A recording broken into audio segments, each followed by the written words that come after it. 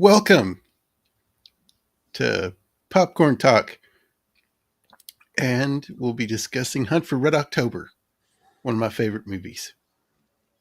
And to join in with me is Stephen. How are you doing, sir? Very, very good, man. I was took a shower like about a couple hours ago, and I'm like the whole time I'm in the shower, I'm like, when did I see this movie for the first time? I like really can't remember. It's all become such a blur. I mean, I've seen it so many times. Yeah. I don't remember if I even saw it in the theater or if it came out on VHS or it was on cable before I got a chance. I just don't even remember, but it's just been a staple in my life. It's like in my top 20 at least of all time. It's such a good film. Yeah, And there's not a slow or bad or well, that one thing in Red October. There's really nothing to pick at, which is the yeah, beauty of this movie. And as we're going through it, we'll look at the different. I thought an earthquake was happening, Stephen. I didn't know. I was like, it's happening. It's time. It's a matter of time till it gets to me. I need to run. As we're watching this, though, the cast in this movie is extraordinary. Even the guys you only see on screen for like a minute are great. There's the casting was just phenomenal, and John McTiernan is just a very, very solid director. So yeah. this is a real treat. I'm excited to talk about it. I've got Jacob. I have that much inside baseball in this movie. I was in at the time, and when we get there, I'll let you know where. All right. Blair, how are you doing, sir? I'm doing great. Yeah, I saw this when it came out in theaters. I went with some of my Navy roommates, and really enjoyed it.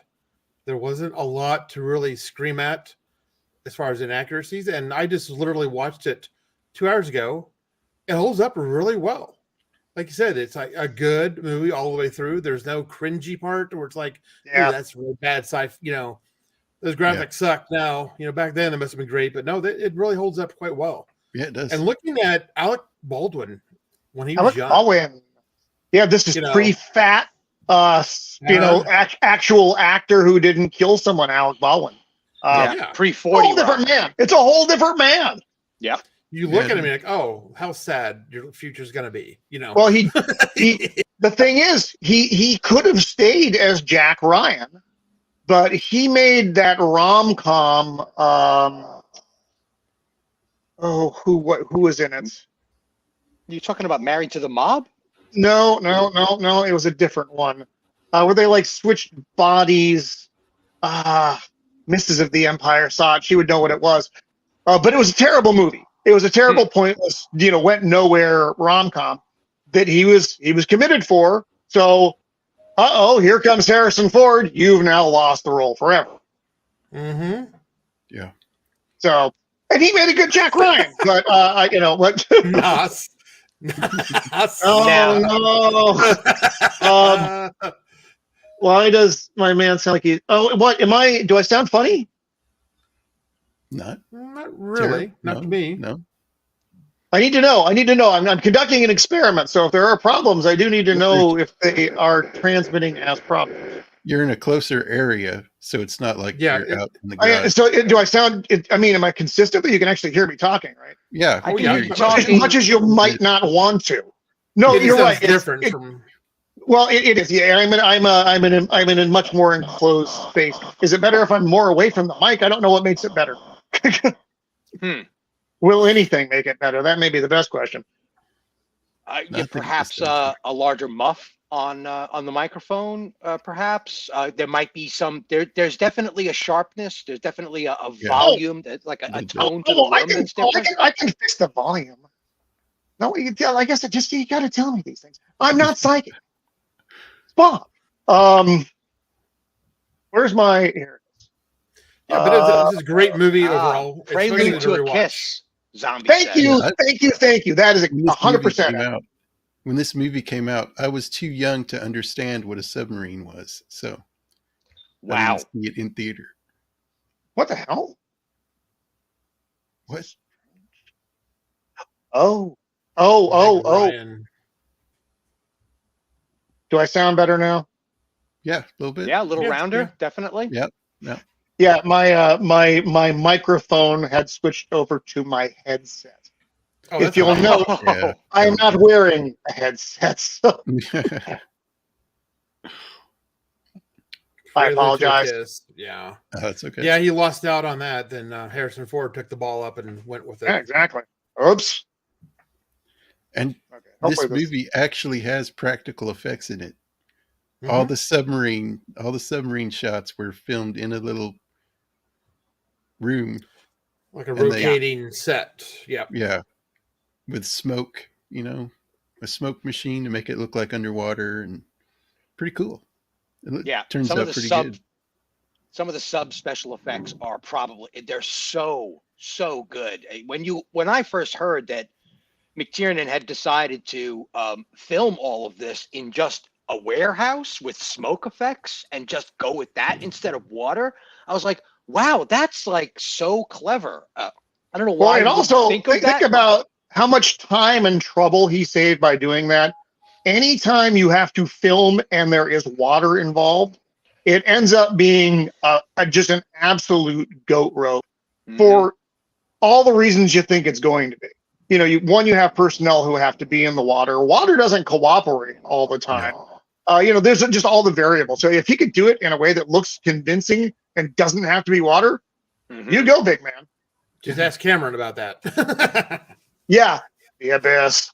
Yeah, I mean, Anakin may worry yeah. about his sand, but water really does get everywhere. Yeah, Yes. he almost drowned making that movie. Oh yeah, he was drowned everybody at one I think point. everybody I almost drowned watching that movie because it was just too long. It's like, God, is it over yet? They're doing the chest impressions on me. And I'm like, no. Please stop.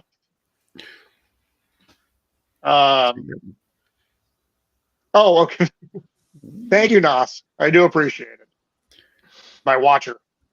Hopefully that won't get me. The What's that? logo. And What the fuck is Shouldn't. That would be really surprising. Has it gotten really that strict that you can't well, even it got me portray a with, logo? it got me with the Twilight Zone. Did it Oh really? really? Yeah, Wow. yeah. So Well, I had then to do I a better different start recupping my Starbucks so that nobody gets in trouble while I'm drinking. font. Yeah, really. I mean, is it really that bad?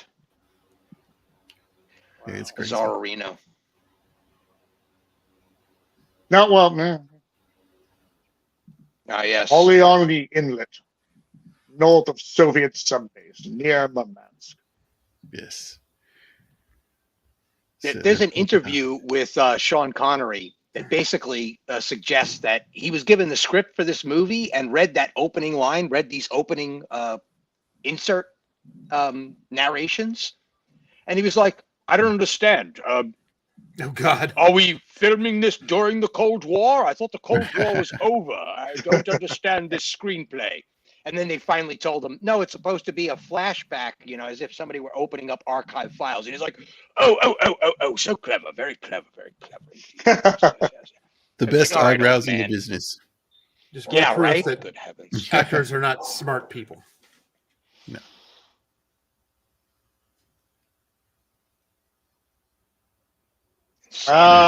Sam Neill, a young Sam Neill. Yeah. Mm-hmm. And their relationship in this is great. Yeah. Hell yeah, that's what I'm talking about. And look at that. Look how big that I'm thing going to is. pull myself down here as well. Yeah, remember, modern submarines, especially boomers, are the same size as a World War II aircraft carrier. Yeah. So think about that when you think about how big these boats are. I agree with you, Nas. I don't think it was that bad. I think this was better. I think this was a lot better. Yeah. Oh, and here he is. I was surprised by who played his wife. Yeah. Gates McFadden. Yeah. Dr. Crusher. Like, oh my God. Yep.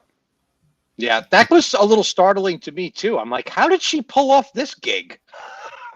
Yeah. But then this is the first Jack Ryan movie, so Was this no, this was during Star Trek. Yeah, this is TNG. during Next Gen for sure. Yeah.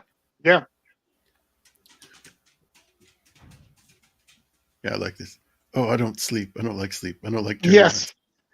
Turbulence.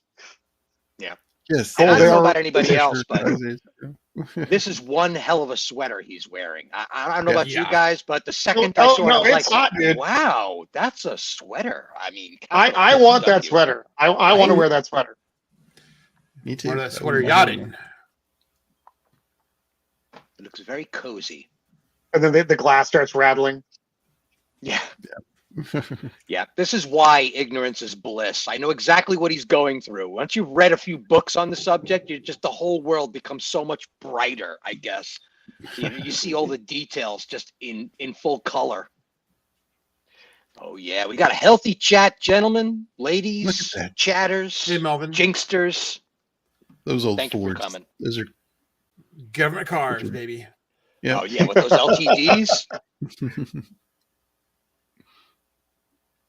They were Classic. driving those things around all the way up into like the turn of the millennium, weren't they? Yeah. There he is. Yeah. Jack, my boy. You son of a bitch. Am I your father? No. Yeah, I right, am no right. father. No. Who, if not me, is your father?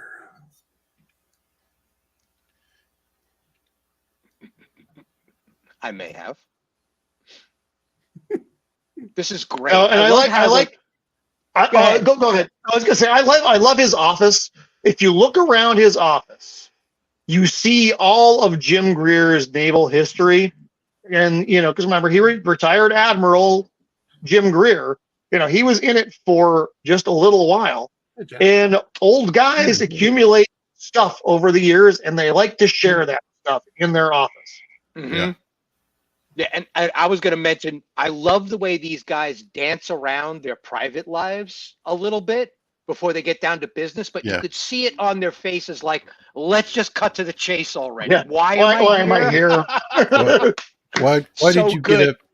Why did you fly halfway around the world to come see me? What the hell's going on? He's like, the kids and the teddy bear. And he mentions the teddy bear. And he's like, Yeah, it's wait, like, you had another child that I didn't know about? Call CIA. Let's get that No, on this is- record. Open up his dossier. That's great. Oh, yes, the cat drive. It's Caterpillar. yeah. Yep. The caterpillar. Stealth I sub. remember seeing the old black and white documentary from like the mid 1950s when they were actually experimenting with an electromagnetic drive system like this. They actually had functioning prototypes. This is a Yeah. real thing that actually functioned in water. It's on naval record internationally. So when I saw them start talking about this, I was like, whoa, this really feels like the real world. Like it was nice immersion to know that this technology is real. It's not science fiction. So he's like, she said it set sail this morning. It's like, Yep. oh, Yeah. Yes.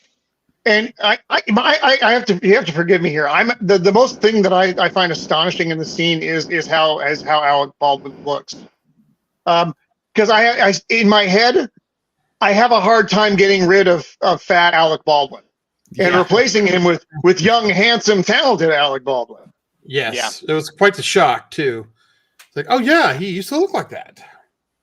It's weird. It's almost like he just stepped down a different alleyway or something and just became a totally different Alec Baldwin. Yes. At this point in time, he's like doing rom-coms, he's doing action adventures, he's doing comic book serial films. I mean, he did The Shadow and he was so good yeah. in that too. Yeah, that was As good. campy as it was, he was really good. So, and then he just turned this quarter and went down 40 Rock and we lost him. I don't know. Yes, he became Mr. Wacky Baldwin. Ugh. Yeah, he got that massive Wales, ego thing. And Wales, Seaman Beaumont, Wales. Yeah. Oh my God. Please. biologics. That marine mammal knows more about sonar than you do. That's right, Stephen Wow. Beaumont. And there's the master chief of the boat, Yep. the Cobb. You know, pissing on him, taking him down a notch. Well, Yeah. that's what they do. And he's a CNC. And to be fair, I'm not a big fan of them. If you're watching, you know why. By the way, toilet paper. Yeah, Hanging on I the road. love that little detail. Screen And wiper. it's so military Yep. too. They just went down to Yep. the hardware store and grabbed a toilet paper holder, and that was Yeah, it. and just That was the end of the there you go. technology. I am not envious of these sub boys and the job they had to do. They still have to do. I mean, it's not like they're not out there doing it now. But zoinks. The one thing that killed me about this whole thing is this is like the Russians' super secret stealth sub. You know, Yes. going out for sea trials first time, right off the bat, they get clocked by a U.S. sub, and they catch them activating their caterpillar device, and the jig's up. They automatically know it. It's like, fuck. Yeah. How What many- is I'm- this? How many decades went? I'm sorry. How many decades planning Sailors. and money went into this, and it's like boom, Blind it's done. It's over. stinking luck. Blind stinking luck that the Los Angeles Well- submarine to Dallas was there. Like boom, it's over.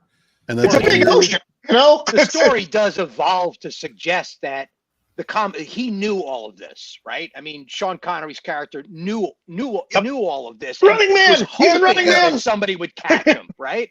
I mean, And- like that's and kind of like the whole Conan. point of the story is He's that in there's Conan. these interlinking layers of mystery going on. But it was. I always just got clocked me. That was like, oh wow. That was like wow. No He wonder was they in fell. Conan too. This guy. Yeah. Yes. He was the hammer wielder, right? He Yep. wielded the hammer. Yeah. What was his name? But those characters had names. Garth Rock or yeah, he did. Yeah. Wait, which movie? Which movie are we talking about? I got lost. Forgive me. I'm Conan the not- Barbarian in the Barbarian. first Conan. He had He the was big. he was hammer. one of He was one James of Earl the Jones's henchmen. warriors. Yeah. Was he one of the two guys? Yeah. Well, he was the shorter one. Yes. I think. Garthar or something like that. I funny thing is, I just saw that movie last year, or was it this year? It was Swin semi recently, but Well, his Finn hair was Olsen, I much think his younger. name. His Yeah. hair was much younger. And longer. Yeah, he was a bodybuilder. He was a contemporary of Schwarzenegger back in the day. Mm-hmm. because the other guy was a football player, if I'm not mistaken, wasn't he? The other we're talking about the wrong. I don't want to off track. So, yeah, the guy with the incredible mustache. Yeah, that guy. And it was good. It was good, my friends. I'll be right back. Y'all continue talking. Sir. I'll be right Like you're talking about, Roman. You look at the background people. It's like, I know that guy. I know that guy. Like I said, there's you want to say there's not a wasted character. Even Seaman Beaumont did his part just fine. There's no throwaway characters in this. I mean, really, the most throwaway is Gates McFadden and the Ryan Kidd. But you have to establish Jack has a family, and some people care about that in the context of cinematography. I don't prefer them to have families in movies. I just wish they weren't there. Just cut to the plot. I don't need all the family stuff. Spoken I like even a like true the, Navy man. The XO for the Dallas. He's a pretty good character too. Yeah, I saw that. I saw when we were going through, and you had Scott Glenn up there, and I saw the dude. I'm like, who is that guy? I know that guy. Yeah, the guy behind him, right? Yeah, that's his XO. That's his XO. So Scott Glenn is a commander whose name is escaping me at this very moment. I'll have to look everybody up. Why? The question you should be asking yourself is, why does Roman not have that up on his other screen? Because Roman is an idiot. That is the new answer to setup. your question.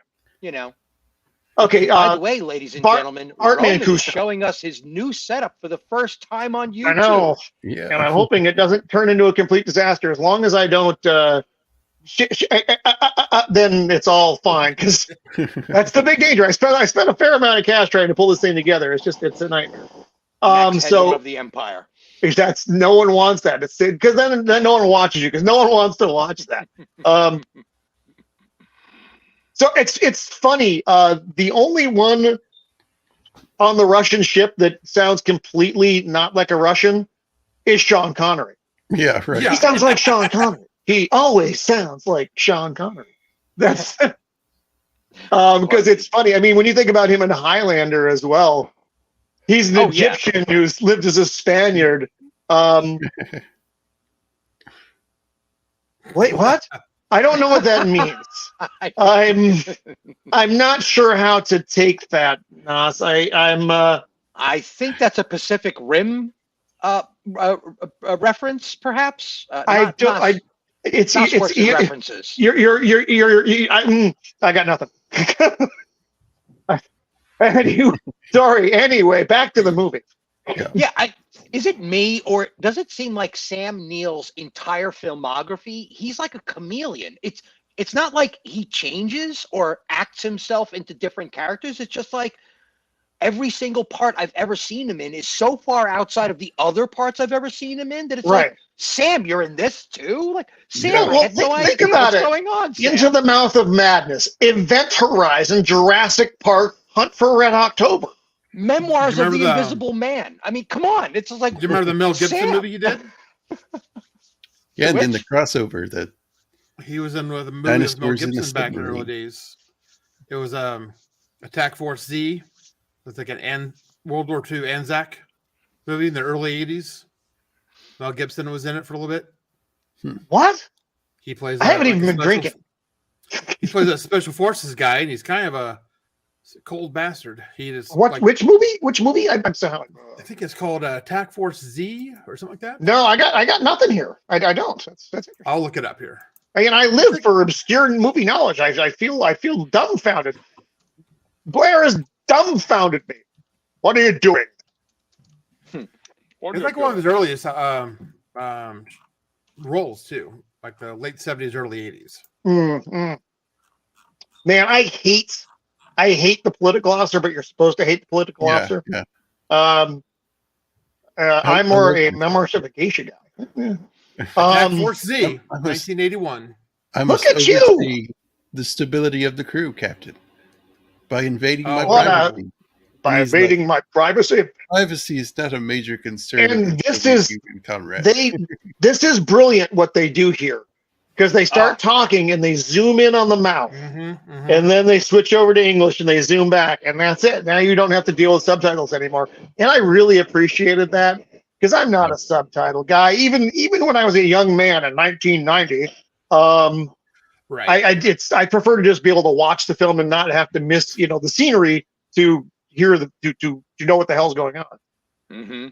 Here it is right here. Yeah. This was brilliant. Yeah. It was so good. Oh, and the added layer that he's using the word Armageddon, which is an international word. Like nobody pronounces it. It's just you say Armageddon no matter where you are. To actually put that much thought into a simple scene is great. That's just great. And they pulls it out, and all of a sudden he's talking in his British accent. Yeah, because as we all know, all Russian people are really British. Well, of course. In fairness to Sean, okay, it's actually written into the mechanics of the screenplay that he's part of the Russian aristocracy, so to speak. So they would be like high Brits, right? But he's from an island off the coast of the Cold War, Lithuania. And that could be like Scotland, right? You could kind of extrapolate that kind of thinking that he's more of a Scotsman than an Englishman. Like that's the kind of vibe they're trying to give here. Of course, Sean would have it no other way because he can't have it any other way. Yeah. You paid me for my voice, right? Pretty much. Yeah. It's funny. I'm looking at the cast here. I didn't even realize some of these people were some of these people. Tim Curry is in this. Stellan Skarsgård is in this. Peter Firth is in this. What? What? It's insane. Oh, this didn't go well at all for him. No.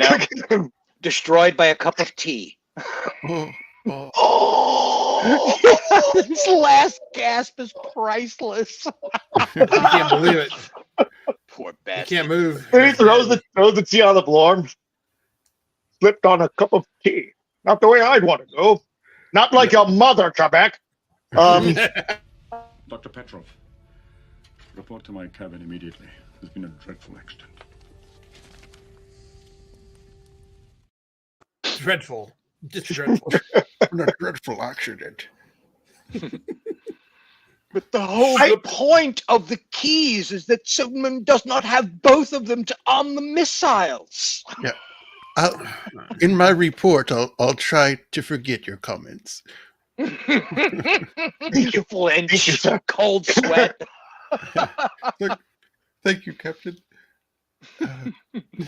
I do think it's funny that everybody on the Russian sub, they're like wearing their dress uniforms the entire time. Yeah. Now, I don't know a lot about Russian naval fashion, but it doesn't seem an entirely practical thing. They look great, of course. That's not really practical. Anybody who's done any boat Speaking work of knows it's not practical, very practical. Well, you look at the Americans; they're wearing their McTiernan- dungarees and their They're wearing. Yeah, they look like sailors of that time. The Russians, maybe we just didn't think about it. I don't know, but they're like, all ready for inspection. Ship. Look at their ship; it's super shiny and bright and really cool looking. You look at the American; it's kind of like, When you have a political officer and unknown agents on your ship. Well, that's true. That's true. You look your best all the time. Yeah. Sort of a dog and this pony is one of the show first times that a naval vessel in dry dock was ever shown in a Hollywood movie. McTiernan got special permission, probably through the author. That's a real sub. That's not a model. They're in San Diego at the missile assembly plant in the Navy Yard. That's the real McCoy on screen. That's no joke. That's pride right there. Pax River. I knew people stationed there. I was just down the road. I was in Bethesda, Maryland, so Pax River was one of our ancillary clinics that sent a lot of their stuff to Bethesda for. So Pax River people. He's like the Pax River. I grew up there. There's not much there. Yeah. They've got Jeffrey Jones models now.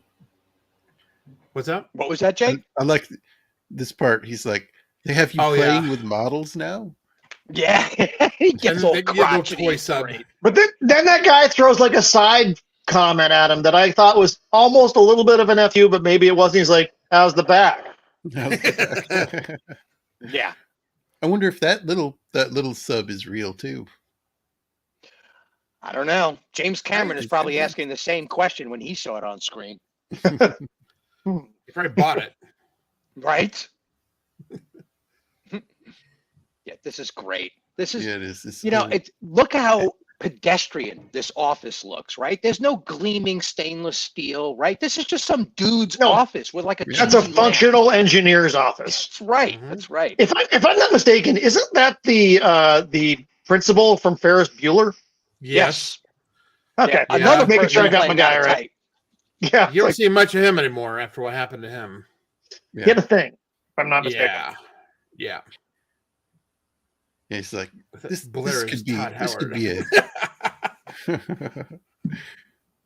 be a caterpillar.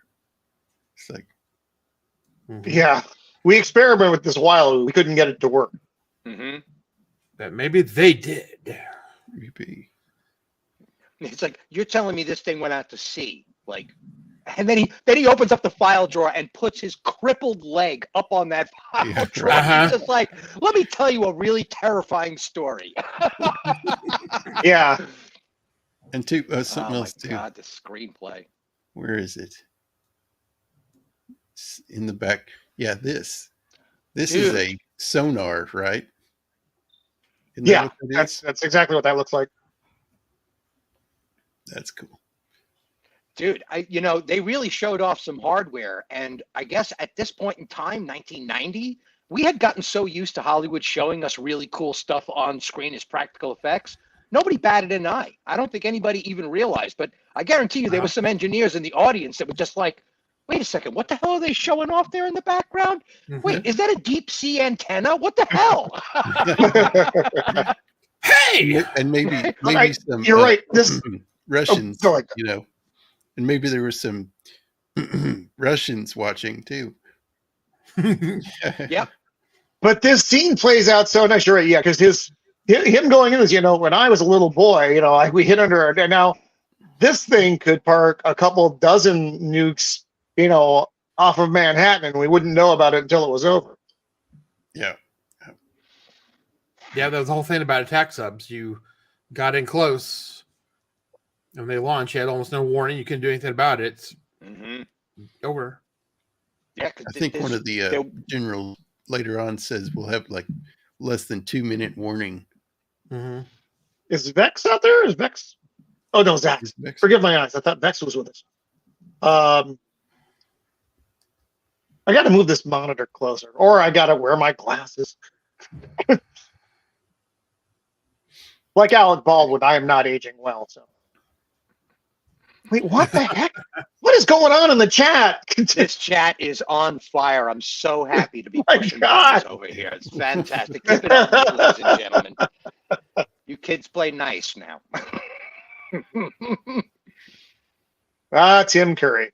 And look, it's so subtle foreshadowing here. Yeah. Oh yeah.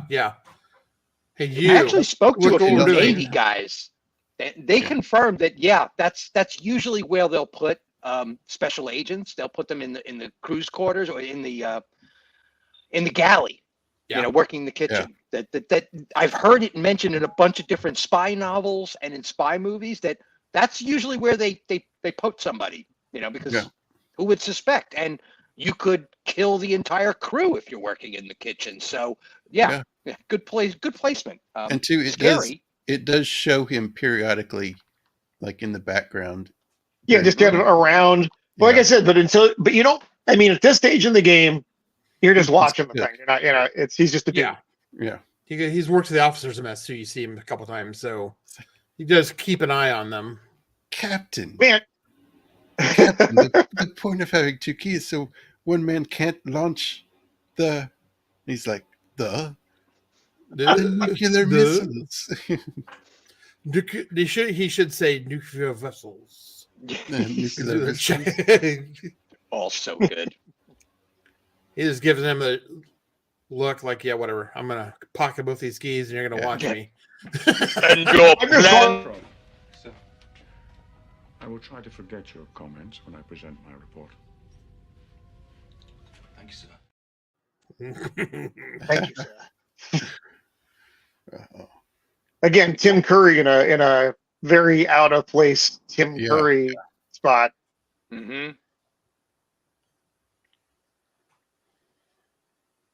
Here we are back in variant. Oh yeah, no. Yeah, look what Scott Glenn's wearing. He's wearing his little jumpsuit. Very smart, very functional. Very businesslike. That's They're right. going to rush a ship, and it looks like they're flying in space with, space outfits on. Yeah, exactly. I mean, and that's pretty much standard for all like surface dudes now when they are at sea. Aviation doesn't wear that stuff. I'm aviation, so I didn't wear that stuff. Which is probably why in the Enterprise series, the Star Trek Enterprise series, they decided to go with that blue jumpsuit. I mean, it's that naval crossover. Very practical thing. I mean, although at the time when Enterprise came out, did they exist? Yes. Were they common wear all the time? Not as much. But that's like I said, that's become the thing now, largely because of the Navy likes to do things. You'll find surprising as we watch this movie. They like to buy things that don't make sense, like uniforms that are not necessarily fire retardant for shipwear. And then you can't use them when you're on the ship. So, hence, everyone's wearing a blue jumpsuit now. Right.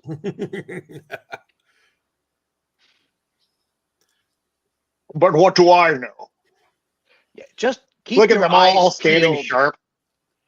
The background, all of these actors in the background here, almost every single one of them have moved into actual careers post this movie. It's really insane how many people are in this film. Oh yeah, this is like one of those movies that you got in as a bit player, early in your career, and it's like you made it. Mm-hmm. You're right. Though this sub compared to the American sub looks like a freaking starship. Yeah, we got lens flares right here. J.J. Abrams ripped off his entire Enterprise set from this movie. It's all started in Red October. Actually, this looks this looks better than most of the new Trek It does. bridges, doesn't it? Right. It's certainly it's better to be fired than fire. No, you're not wrong, Nos. That's true. That is a thing. Oh, really? Oh, what's Sean Connery's best film? Oh my gosh. Yeah. That's not a question. That's a tough one. Zardoz? That's hard. I actually, Yeah, that one. I would have a hard time because I like, I mean, and it's funny when we talk about Connery, we have movies like Red October, which are just, icons of cinema. But then you got like the nerd movies, and you have a film like Highlander. I loved him. Mm-hmm. He made Highlander. Oh yeah. Yes. In The Untouchables, he won an Oscar for that. He's just, he's a man of the ages. I like what he says here. That they were in Oh, fear, yeah. they were in fear of the sound of our rockets, and now they will be in fear of the sound of our silence. Silence. Mhm. Yeah, man. It's just, this was a speech to rally the men as they do their missile exercises. And Just now, Listen to knowing, the knowing- rock and roll. now knowing that this guy is, yeah, it's like, oh, like, that doesn't sound right. I read those orders earlier. Yeah, right. Right. Hey, wait a minute. Doing it all. We are in a nuclear vessel. We should not be doing that. Yeah, this whole bridge, it's funny to hear the director's commentary on the original DVD release for this film is really enlightening to listen to the director talk about all the set design and everything. And they said, yeah, it's really, really silly. Some of our Navy guys were just like, no, you can't do that that there's no way there would be that much room on the bridge of a naval Right. submarine. Right. It's certainly not a Russian naval submarine. Yeah. And he's like, they did it primarily because they were trying to drive a propaganda message that they are a little more advanced than us. They are intimidating. They are a dangerous rival still, like that kind of attitude. And he does such a Star Trek thing here. Engage the Caterpillar drive. Yep. And it's cool because while they are engaging the drive, the men are singing. Hey, AJ. So when it, Yes. oh hey AJ. Hey, AJ. So when it drops off, Jonesy's like, What "That's happened?" strange. I thought I heard singing." And because of the other incident with music and him, he's hesitant to say anything.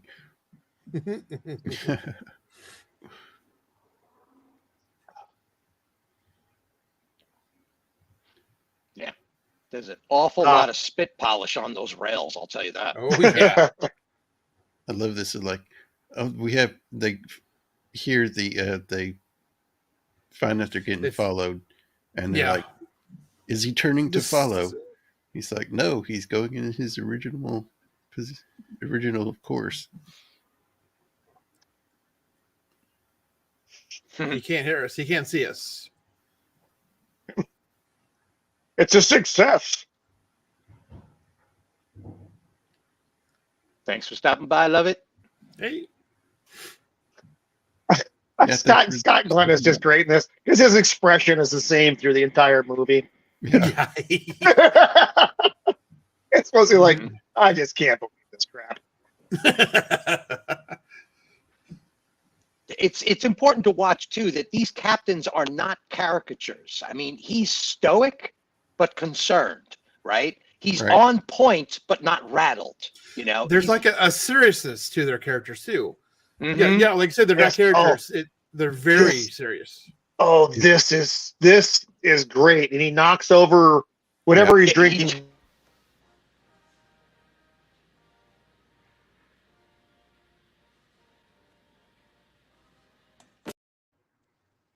Yeah, and it just goes over, and he poops himself. You don't see that; it's in the script, though. It's something funny too that song they're singing on the sub in his office. That theme is that playing the national anthem or something. Yeah. He's like, oh. I like how when he shows this guy walking morning? into his office, he's like, everybody's standing to attention. He goes to like 50 different rooms. Like, Yeah, that's great. And then he's like, oh my God. Right. He's like, why did I have to get up this morning? And I love how the glass getting knocked over just goes to the phone ringing. There's a good cutaway. Yeah. Where the camera's running down the aisle, basically. It's so good. Great transition. This is no longer a research assignment. Yeah. And this is this, and he just throws them to the wolves right now. Yeah. I love this Who's gonna part. do the briefing? Like, You do you are. Yeah, who's giving the briefing? You are. he's The like, entire Joint Chiefs of Staff, the do you know advisor what, to It's like it's the Deputy National Security Advisor, most of the Yeah, Joint right. Chiefs. Who's giving the briefing? You are. Oh man. I like this part too. I like this part too. He's like, do you know what those doors are? A nearly silent propulsion system. He's like, how did you know How that? did you know that? You wouldn't believe. Yeah, right. Yeah, he just hands him a sheet of paper and he's just like, read Yeah. quickly. He's like looking around. He's like, where the hell are we? It's like 100 feet underground. Walking. Yeah, he between uses the state special buildings. elevator with the special key Yes. to go to the special level that you're not supposed to go to if you don't know about it. Oh my God. This scene was just, it was, me coming out of the 80s, us coming out of the 80s. This was like, wow, what the holy reveal. This is fantastic stuff going on here. And nobody's pointing it out, right? There's no exposition about the history of the hallway or some nonsense like right. that. It's just straight to business, secrets, no whatever. Position. You are seeing it all as it is happening, which is as it should be. Figured it out. And as here's you come the along. Roman on the board right here. This is Roman. Good God. They've got You're a not maniac a on their field hands. officer.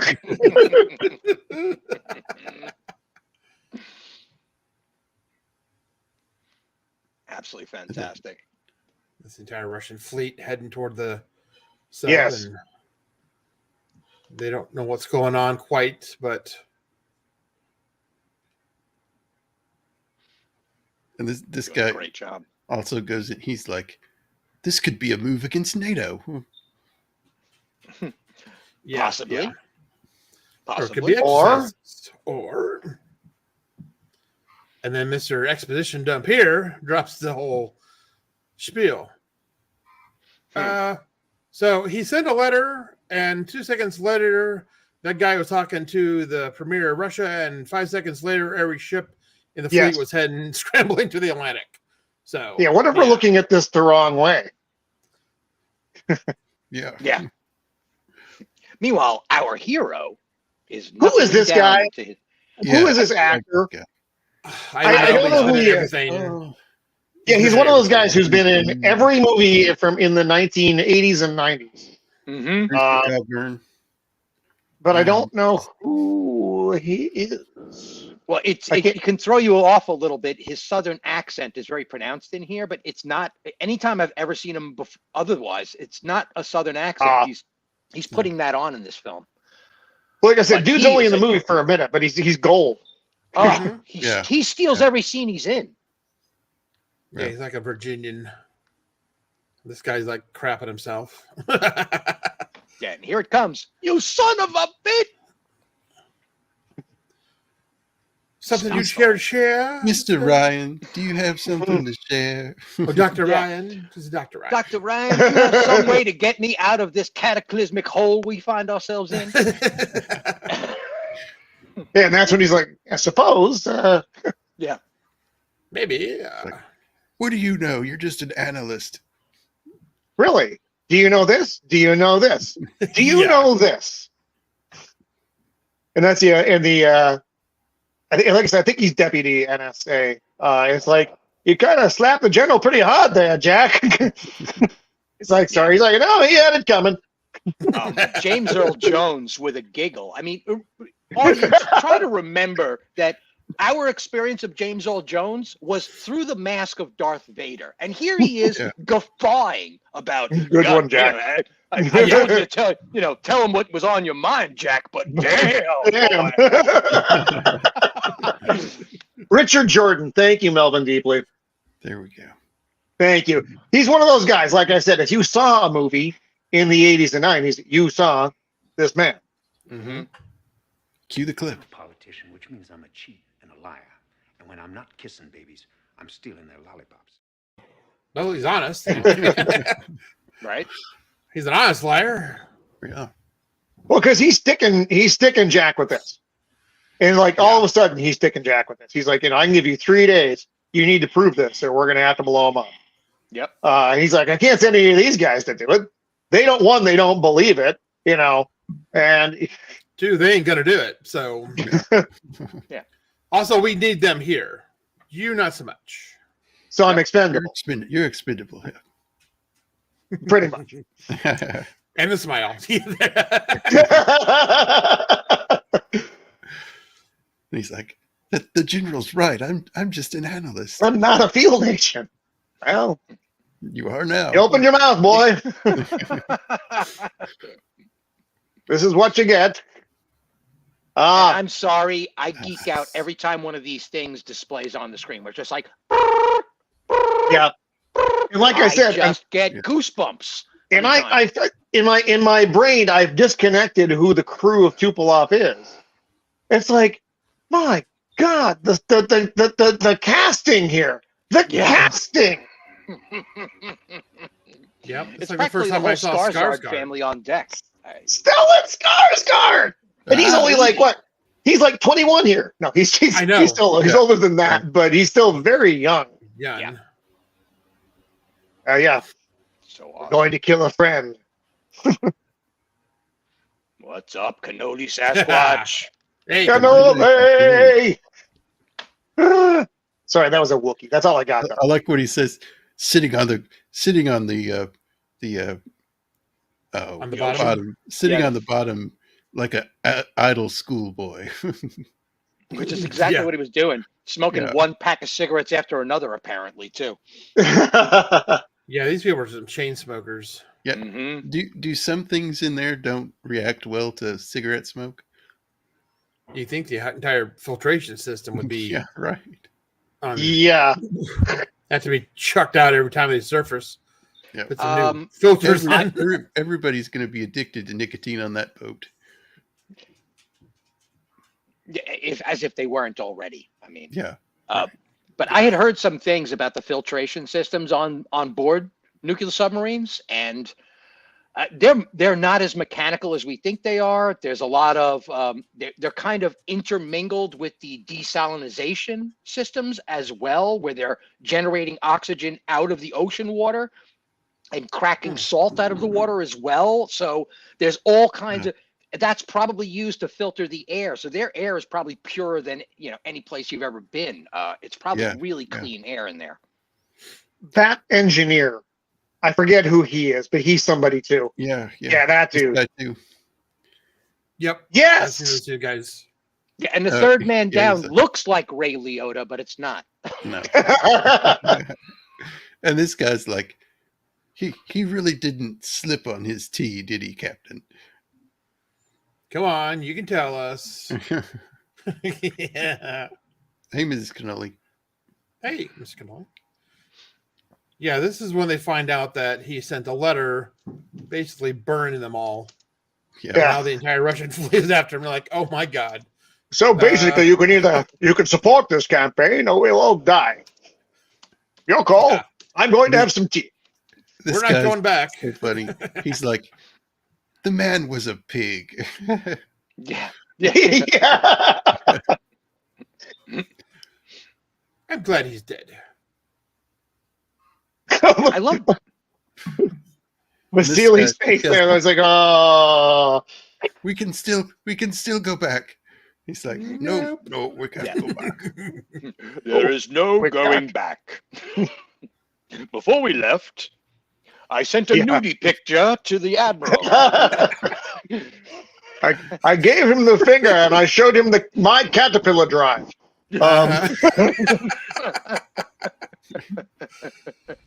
When he reached the New World, Cortez burned his ships.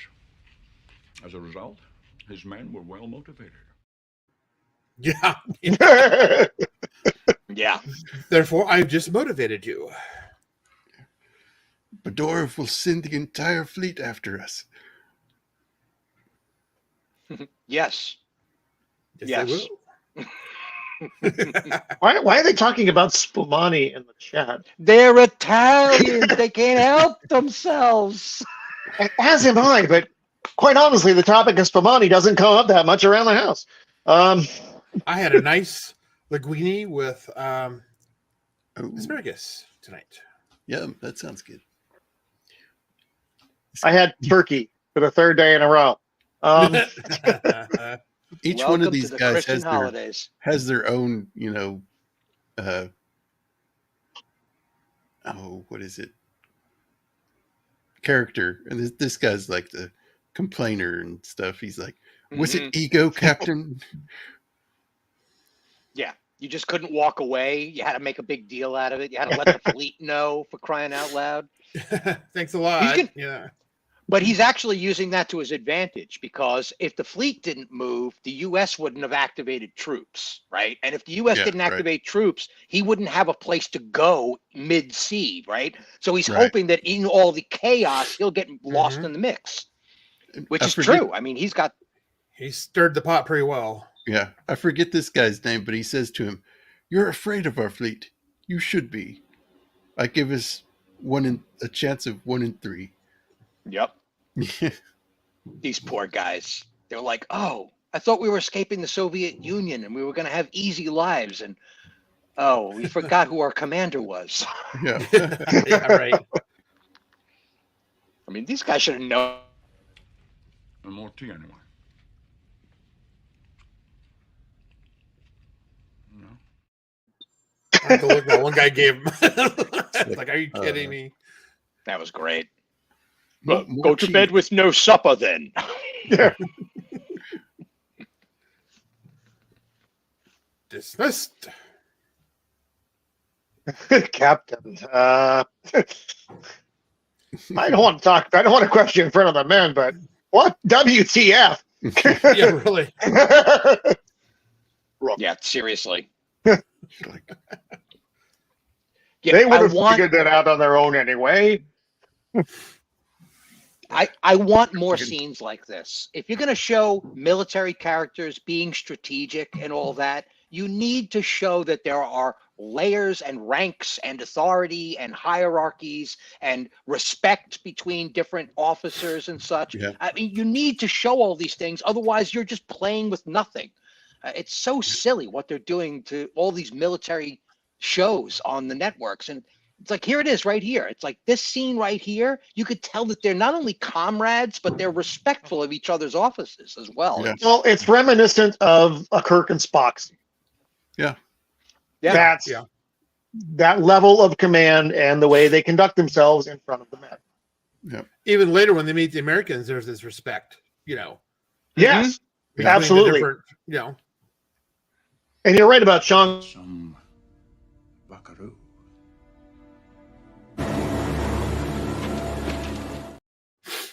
Oof. Sorry there, Room. What were you saying?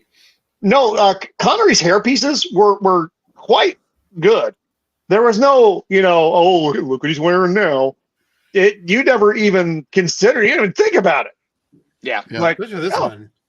looks like he drew some hair. It looks like his hair is steel. In some of the profile pics, he's got that hair, and it goes right into the beard, and it's like, Oh yeah, it's golden, man. They did a fantastic job of this. They don't do that well with it now. They don't. And you see things like them wearing, you can tell, I hate it. And this is one of the drives me crazy when they're wearing a fake beard, but it looks like a fake beard.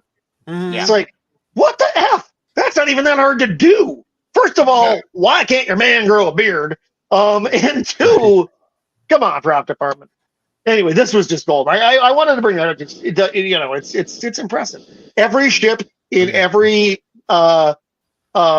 military movie in the 80s and 90s was the Enterprise. Just so you know that. Yeah. I don't know why, but everyone. Cannoli. Oh my, come on, really? Whoa! Nah, Steven. Hey. Hey, Courtney. Wow, it's good to see you. Hey there. Welcome. Hello. This is one of You're right. The Enterprise was it. This is a good scene too here. You could have been with us 5-6 months ago. into a hailstorm over the Sea of Japan, right? Everybody's stretching their guts out. The pilot shot his lunch all over the windshield, and I barf on the radio. So they're supposed to be flying in on a C2. Most of you probably have never ridden in a C2, nor would you have reason to. Is that the prop plane, the one that they use for mail? Yeah, PAX mail cargo. That's what goes on C2s. Although they are also still a little bit of what's going on now. They are being sundowned in favor of the Osprey. The Osprey is going to be the new PAX mail cargo aircraft. Okay. So again, that pilot telling this horrible story about throwing up all over the equipment. Oh, that was one of the crewmen. That was a crewman. Because crewmen do that kind of shit. And in case you're curious, that is typical naval air crewman behavior.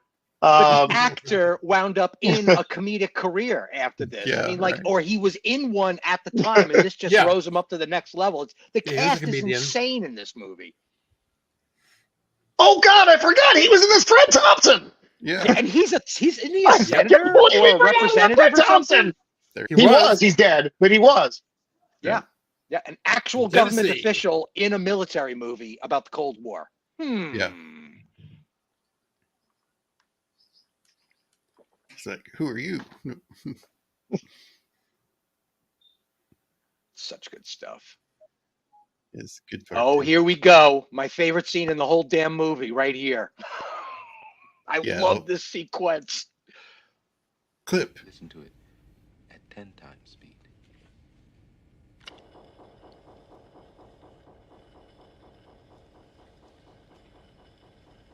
Now that's gotta be man-made, Captain. And then everybody straightens up and like reaffirms their butt in their seats. Like, okay, you got my attention, kid. Yeah, right. It's so awesome.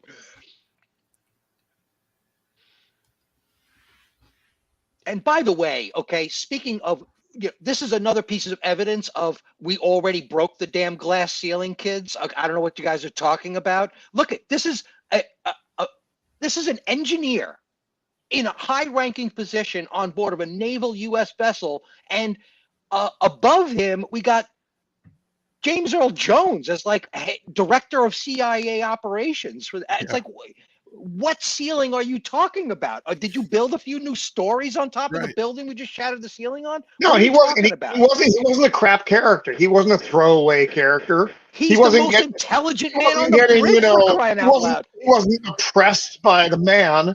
The captain is looking to Petty Officer Jones because he knows what he's talking about. This is his area of expertise. Yeah. So they figure out they're heading for Thor's twins. It's like, don't worry, you sold me, Jonesy. Yeah.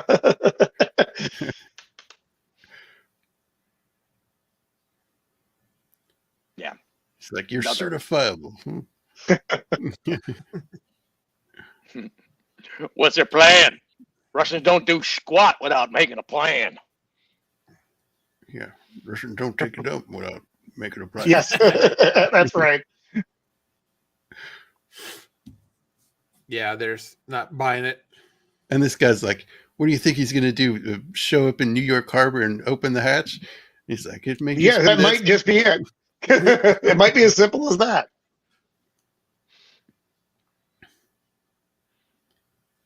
This is a great conversation. It's like you can just tell who the commander is, and his XO is actually the one that gets a little passionate because he's the XO. He's got to be a little bit more passionate than that. So the way this works. That's Fred Thompson is playing. He's a strike group admiral. Yeah, and the other gentleman is probably skipper of Enterprise. Yeah, he's the captain. If I'm not mistaken. So he's the captain of the boat. So that's the way the division, because that just for those of you who don't know or care, that's the hierarchy in the scene. Did they have cabins that filled out on the inside? They do. Okay. For flag level staff, yes, you have that kind of stuff. The wee men live in the trenches very snugly. The flag staff, right. Don't a lot of those guys hot bunk too? Or did on they subs that was still a thing. For I don't know if it still is. Remember, I haven't been in for a little bit, but I know back in the day it was aviation. That was we lived like animals, but we didn't live quite that far down the animal chain. Yeah. Okay. So, for some guys though, it literally was a matter of space on the boat. You got room for more torpedoes, or you got room for people to actually have their own racks. It was tight living. Again, not envious of those boys. Mm-hmm. Yeah, I like this guy. He's like, I don't care for him wearing the uniform. Oh yeah, and then he tells him the story. Yeah, let me tell you. That's real though. That's real though. I can imagine some CIA guy, dressed in a military uniform. And the Admiral asked him, "Did you see his ring?" Class of '72 at the Academy. Class of '72. He was like, "What? Him?" In his third year, their helicopter dropped. The crew, everybody, the pilot got killed. He had to learn to, he was in a hospital for 9 months, had to learn to walk again over the next year, and did his, fourth year of the academy from a hospital. Yep. So you might want to cut him a little slack, Bill. So he's a ring knocker. He's part of the club. Yeah. Mm-hmm. Look at that. It's a model submarine. These shots. So great. It's beautiful, man. Yeah, and pretty much and simple, simpler than what you would think. Yeah, and this is actually an exaggeration, according to the special effects guys that were talking on the DVD. That there's no way you could see in real ocean from one end of this submarine to the other.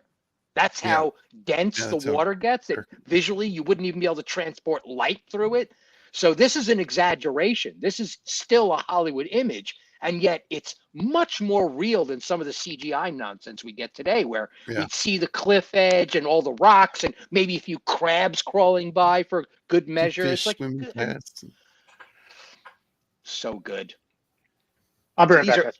These are 8 or 9 foot long models that they're using, by the way. These props are hero level props. They're about the size of a bus, these props that they're using to film those submarine shots. They're gigantic. Oh. I like how they're in this trench. They supposedly have these really great maps. So they're like doing, okay, we're going to go 16 knots, and in exactly 26 minutes, we're going to make a right turn, Right. And just by the stopwatch. Mm-hmm. Then he cranks up the speed. Let's do 26. And they got to recalculate the table to see, okay, now it's like, 15 minutes. We're going to make a right turn, Yeah. Give me a stopwatch and a map, and I'll fly the Alps in a plane with no windows. The map is accurate enough.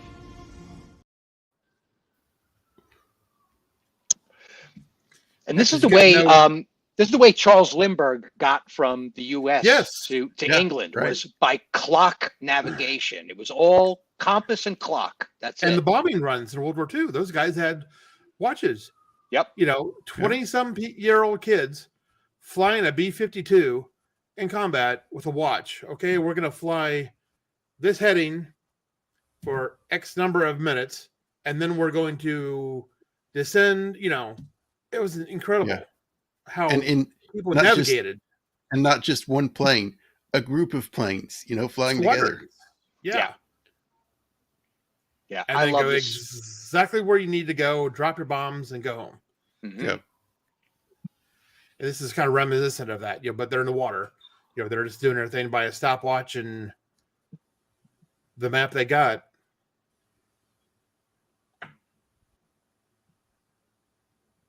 All tense and because if I'm not mistaken, he exceeds the timeline on the turn.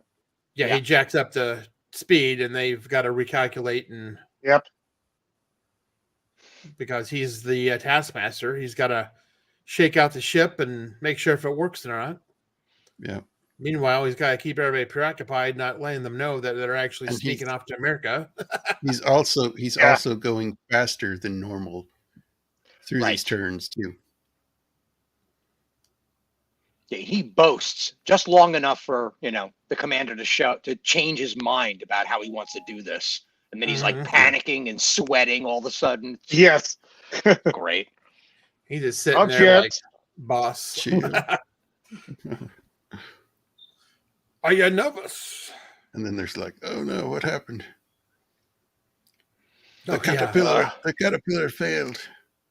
Yep. Brr, brr, brr, brr, brr, brr, brr. Yeah, and here comes the doctor. Is anybody harmed? Is the radiation leaking? Should I start doing measurements?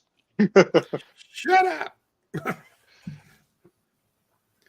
He's They're like, going to engage the regular drive. Now all of a sudden, everybody in the Yeah, planet exactly. knows exactly where they are. Oh my God, this Laurel these and Hardy scenes are routine. so good. Oh, priceless. Every one of them are just priceless. Yeah, the other guy's trying to pretend like he doesn't know what's going on. Like, I don't know. Oh, really?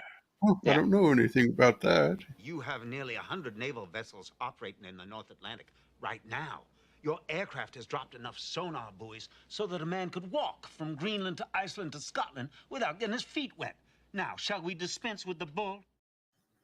Yes. When is our subs going to be seen? Why didn't you just ask for help, Andre? We would be happy to help you find them. So this is a massive rescue operation. Yeah. How can we help? Your ships and our ships, your planes and our planes in such close proximity is inherently dangerous. Wars have begun that way. Mr. Ambassador. Angry but polite at the same time. And he's like, well, it's a rescue mission. And he's like, I'm sorry. How can we help? Yeah. Yeah, right. Whoops. These two guys. They're doing the tango. We just can't see the footwork. Yeah. Oh, yeah. Then they have to turn the prompts on, and all of a sudden, everybody up has been looking to find them. It's like, oh, there they are. Captain, we have a plane. Now, how do they figure out that there's a plane underwater? Because the plane makes noise, the water receives that noise and creates an echo vibration in the water, and it's constantly listening to the water. It's all based on dolphin and whale perception. They were doing tons of research during the 50s and 60s on this stuff. Okay. Look at that. Yeah. Good shot right there. They drop a torpedo, and all of a sudden they're going through the canyon with permission to drop the weapon.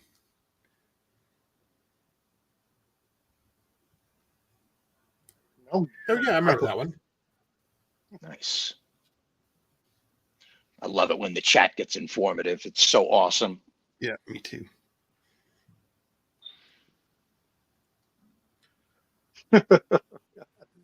Surprise! Now you have a torpedo coming up at your butt. It's like, oh no. I am not showing that on screen, Nosferatu. You're going to have to be much more convenient.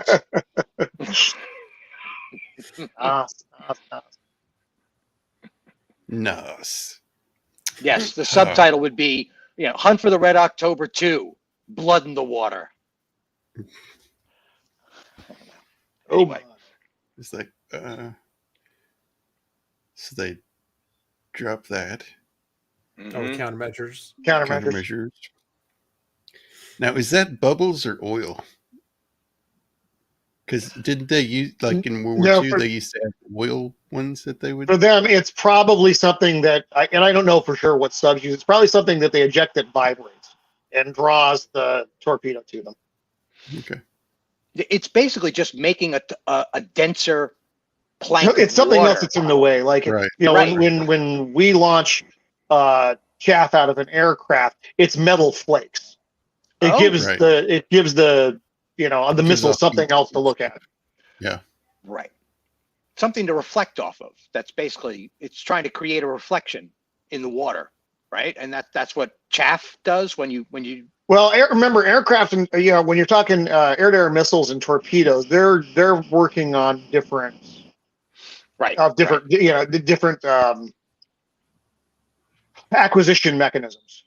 Right. All this procedural stuff just gets me really excited, man. I'm sorry.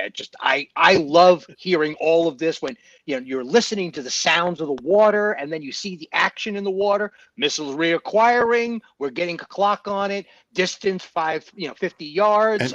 Timer, setting up the time. It's all procedural. I just love that kind of pomp and ceremony, man. I really do. And this is smoke in a warehouse, right?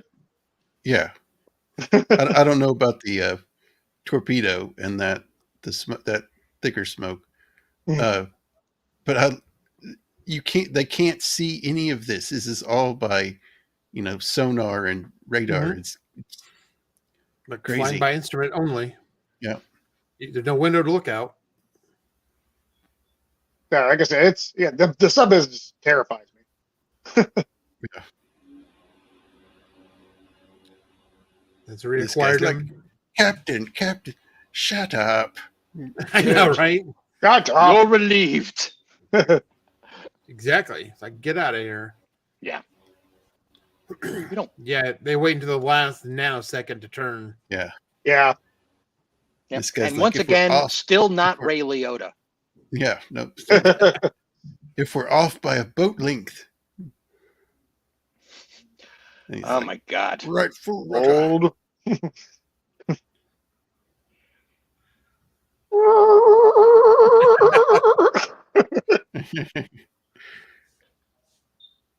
And there's Now, so is much that of this. possible?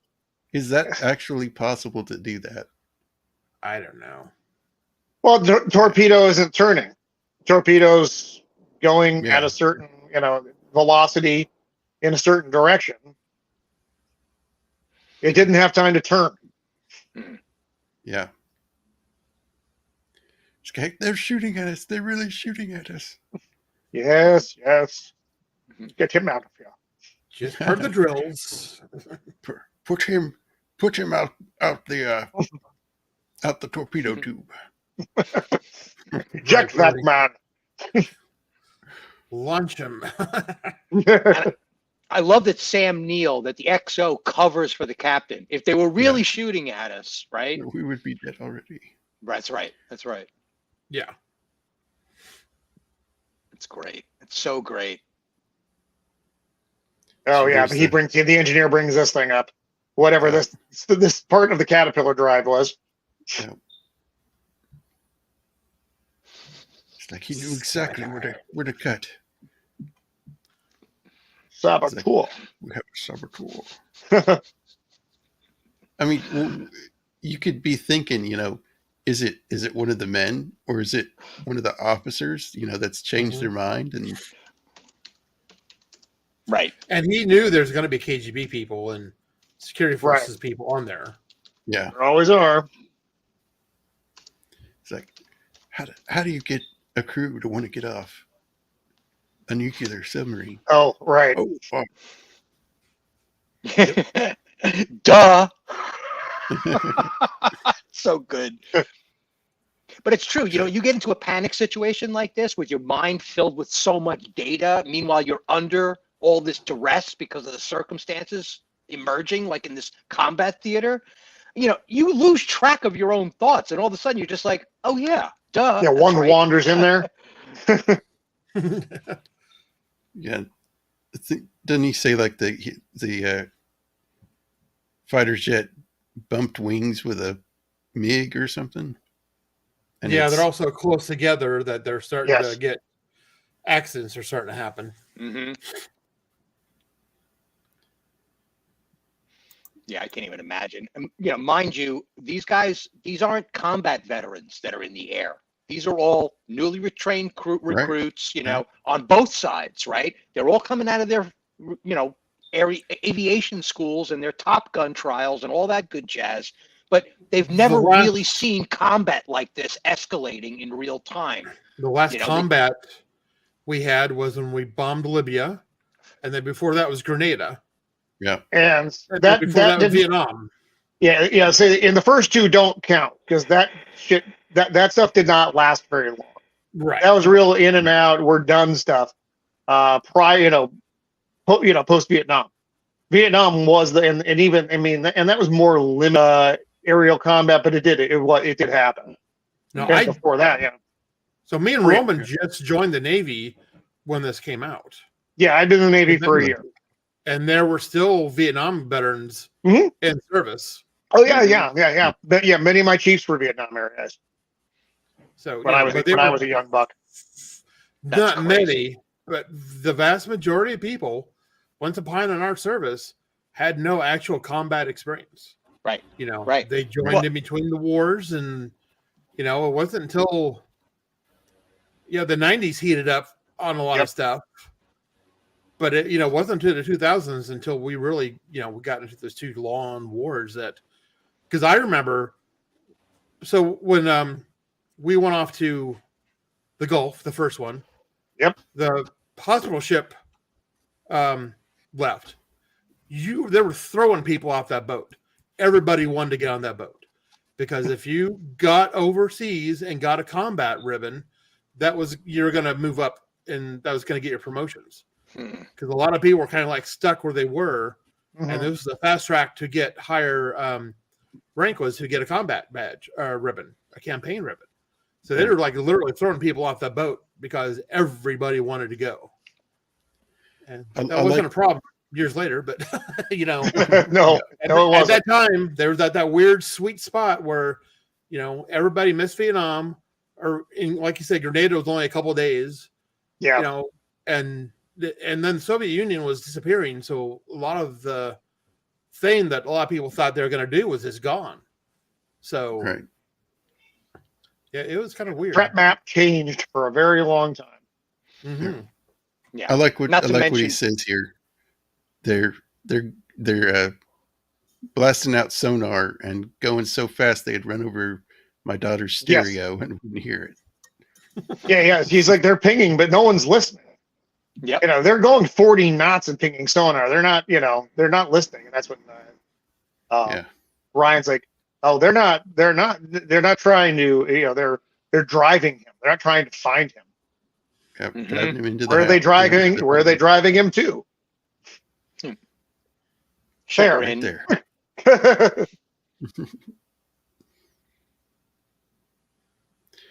Yeah, he's like, your captain will see America. And he'll die within sight of it. Mm-hmm. So here's a little caveat here. Pick up your left wing. You're drifting left. Power. Wave off. Eject.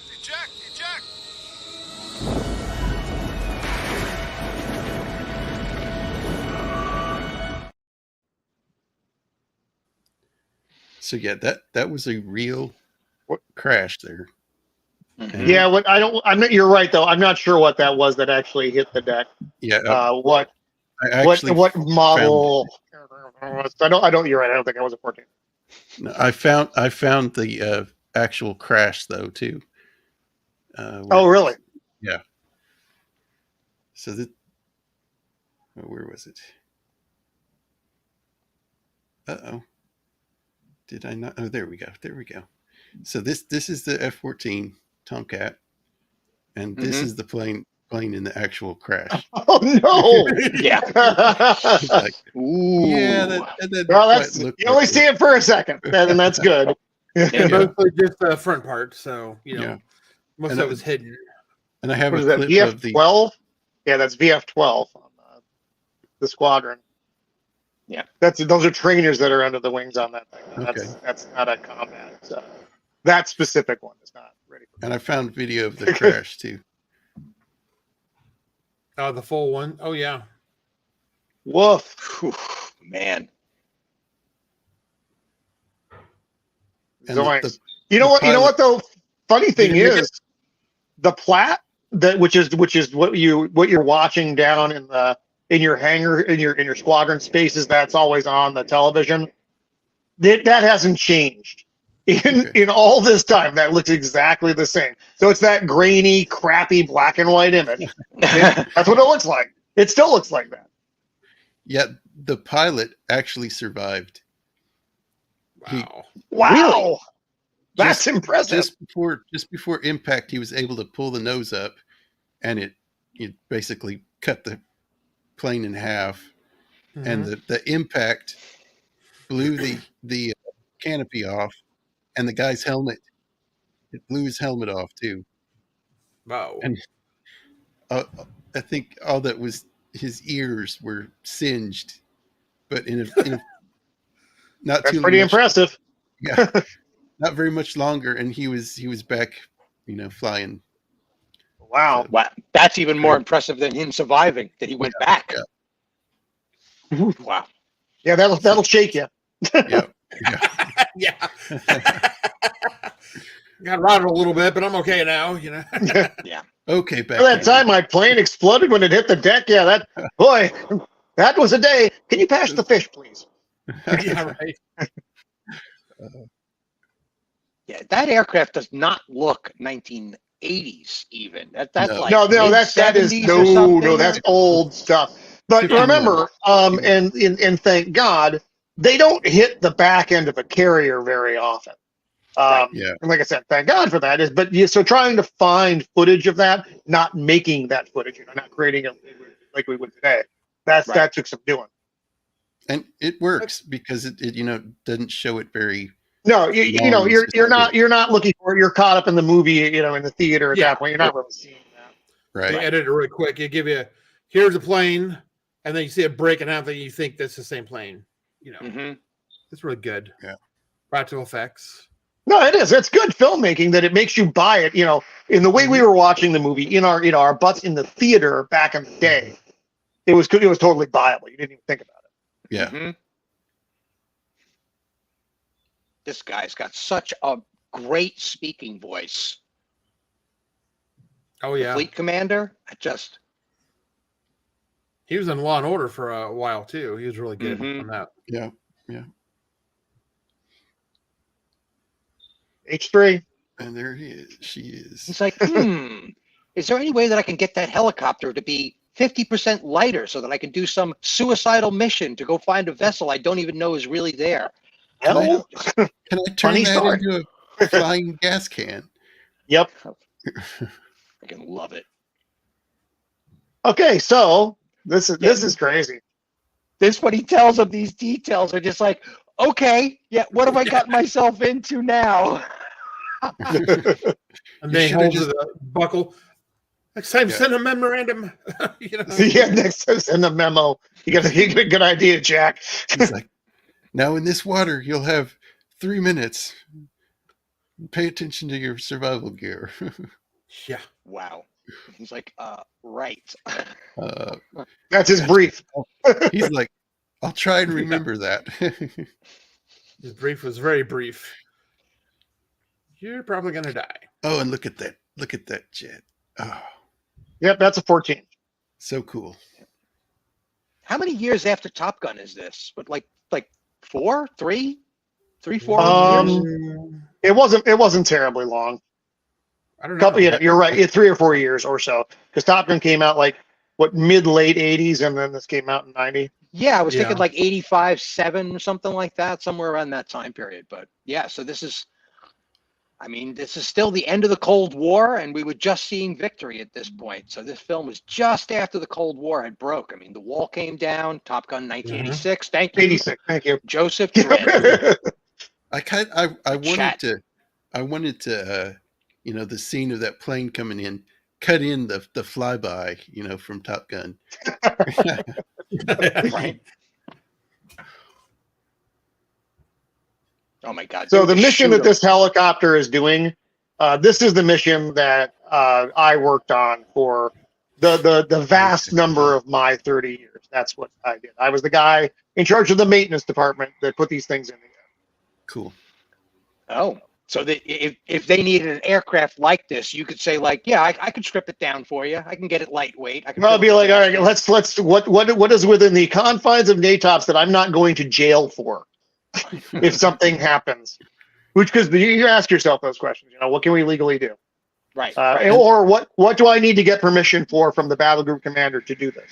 So that he said, okay, we knew this was a risk, but my guys are not going to jail because they did this. Right. Now is that really a thing that they have, you know, extra fuel, but they can only go into that in time? Well, no, like I mean, you reach what they call bingo, which is when you are past the point. Bingo is when you have enough fuel to get back to the boat. Past bingo, you're screwed. Right. Okay. Cool.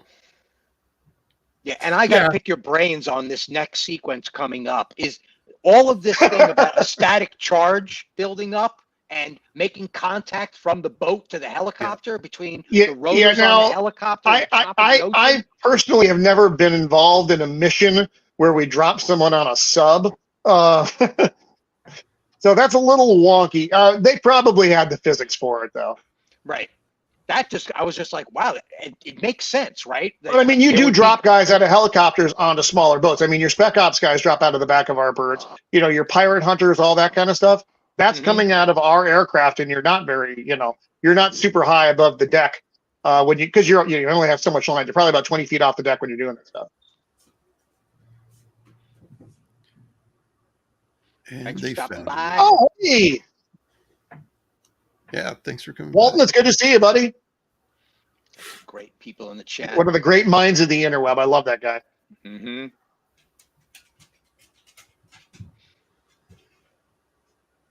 And this is talks about Montana.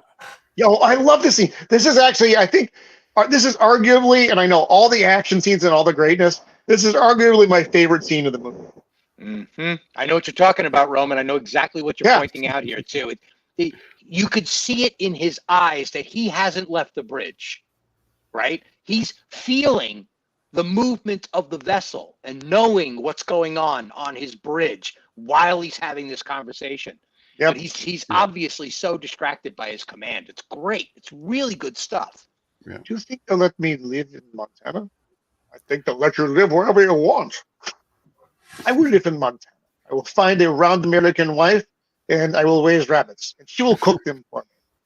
Yeah, I may even get a recreational vehicle. Or a pickup truck. A pickup. Yeah, it's just great. It's just a. And I will spend winters in weird normal conversation. I may need two wives.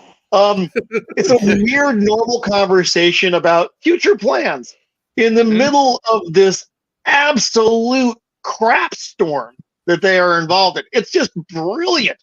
It just brings it all down for, a minute and 30 seconds while they have this conversation, and that's it. It's wonderful. And I will drive state to state. They let you do that, right? You could drive state to state. No papers? No papers? No papers. Well, not for long, maybe. I don't know. Oh, see, it's funny because it's horrible. And I will live in Montana. And I will marry a round American woman and raise rabbits. And she will cook them for me. The man of the dream. He's just like, future. The future's still there. Yep. Even though we may not make it there, it's there. Yeah, I love it. I love the scene. Yeah, and you can see he's in his cabin, plotting out the course they're having to take. Mm-hmm. And the camera kind of shows us the level of the tea water as the ship is making its maneuvers. Yeah. So subtle. It's like, I found them again. They're on them. Oh, poor Jonesy. I think he's been at his post for some absurd amount of time. Yeah, dude's been there for like 18 hours or more. Because he's there's one of those things. He's made this decision on his own. And in almost any other situation, you wouldn't let him do that. But given this situation, because I've been in this stuff, where I stayed up with my guys, on a 48-hour shift because we needed to get a thing done to get another thing done. And it's weird when it's going on. When it's over, it's rough. But when it's going on, it's just like you just do it. You can't not do it. Yeah, and you just buckle down and just get it done. It's there's only one way to see the end of this, guys, and that is to see the end of this. There's no other way around it. Dead. Yeah. Crazy Ivan. Arizona, Crazy Ivan. I love that. Yeah. Oof. Yeah. We use that on the freeways here in California. True. It's true. I love it. He's like, we just have to make like a hole in the water. I'm looking at Jana's thing. And then hope we don't hit him because you can't stop a boat like this on a dime. Yeah. Well, Seaman Beaumont, the thing is, I love Jonesy's his speaking pattern. It's a joy to listen to. Yeah, he's just very, very precise with what he's saying. Very clear periods at the end of his sentence. The way he speaks. They'll sometimes do a maneuver called a Crazy Ivan. No, he's gone full Sergeant Powell at this point. He's like, no way, Sergeant. You couldn't drag me away from here. You couldn't drag me away. It's like, that's it. He's at that console for the rest of the mission. This is well, good. Then they get orders. You're not going to believe this. Yeah. Yeah, you're not going to believe this. And here we are. The beloved H3 Sea King. Cool. So this is the scene. You still got fuel? Yeah, but we're not supposed to. You will. Yeah. They got to wait. Yeah, we got 10 minutes more. We wait. But that's my reserve. I'm not supposed to go into it unless we're in a time of war. Look, mister, let's you stay here for 10 more minutes. That's exactly what you're going to have. So this guy right here, this is Tony DiCenzo. I knew him. He was an AW senior chief. And then he was a retired AW master chief. So he and I served together at a squadron HS2. We were in Foxtrots and Hotels. The H3 had moved on from this mission by that point. But he ended up sadly dying. He died a couple of years ago on a motorcycle. Oh, wow. Yeah.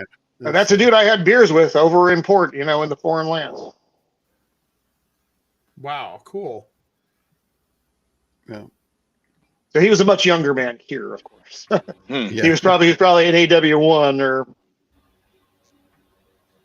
So how did he get this role? Yeah. Well, they occasionally they would, because this was a flying scene, and you use actual crewmen in these things. I mean, can you do cutscenes? Sure. Do you need to do cutscenes all the time? No. Yeah. So, like when you're on the boat, I mean, a lot of the stuff, or in an aircraft, a lot of the things you see are actual. He got a speaking part, which is pretty cool. But they just used a dude who was able to do the part. That's cool. They filmed at Bethesda once for I think it was called Dave. You remember that movie where the president? Yes. The doppelganger. Yeah, the stunt double basically. Yeah, they came to Bethesda, and a lot of the ER guys, corpsmen, got to dress up and become doctors. Oh, that's funny. So this was actually Tony's job. This is what he did. Cool. Well, not normally pushing someone out of the window to fucking land. Navy, sorry, to land on a sub. I apologize. I'm trying to be respectful to the show. Yeah. So here the clock is ticking down. Mm-hmm. This is crazy. This is crazy. Crazy.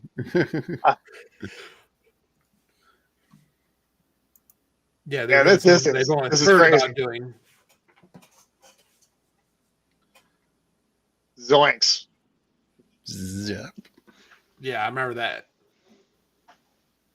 He's got those big rubber gloves on too. Mm-hmm. Yeah, one of my brothers is a lineman, and they use these gloves, but the gloves are like up to their shoulder. Right. So when they pull them off, it just sweat drips out of them because yeah, I'm sure. I can imagine. Yeah, I've had to do some construction jobs where I had to wear like elbow long gloves, like really dense gloves like that, because of the material we were working with was so toxic that if you got it on your skin, you could see burn marks because of the kind of concrete we were using at the time. Woof. And yeah, you want to talk about, I mean, you're doing heavy construction work in a room that's like 85 degrees with like 2 layers of clothing on, goggles and mask and a helmet.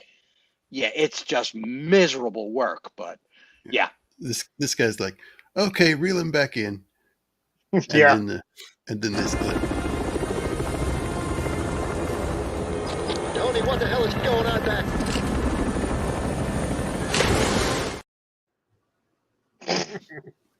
I like how they're like, okay, we're out of here. Yep. Okay, we're out of here. Good riddance. Did you cut the cable? We should have done that miles ago. Wow. Yeah. No, he would have known. He's disappeared. Crazy. Yeah, I don't know what happened to him. And the pilot's like, that guy's crazy anyway. Man overboard. Man. Fortunately, they were smart enough to put a diver in the water beforehand.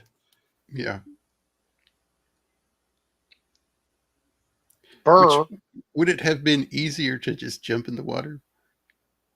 Well, the water is so cold. Yeah. that's right. Your survivability in the water isn't very long. Yeah. No.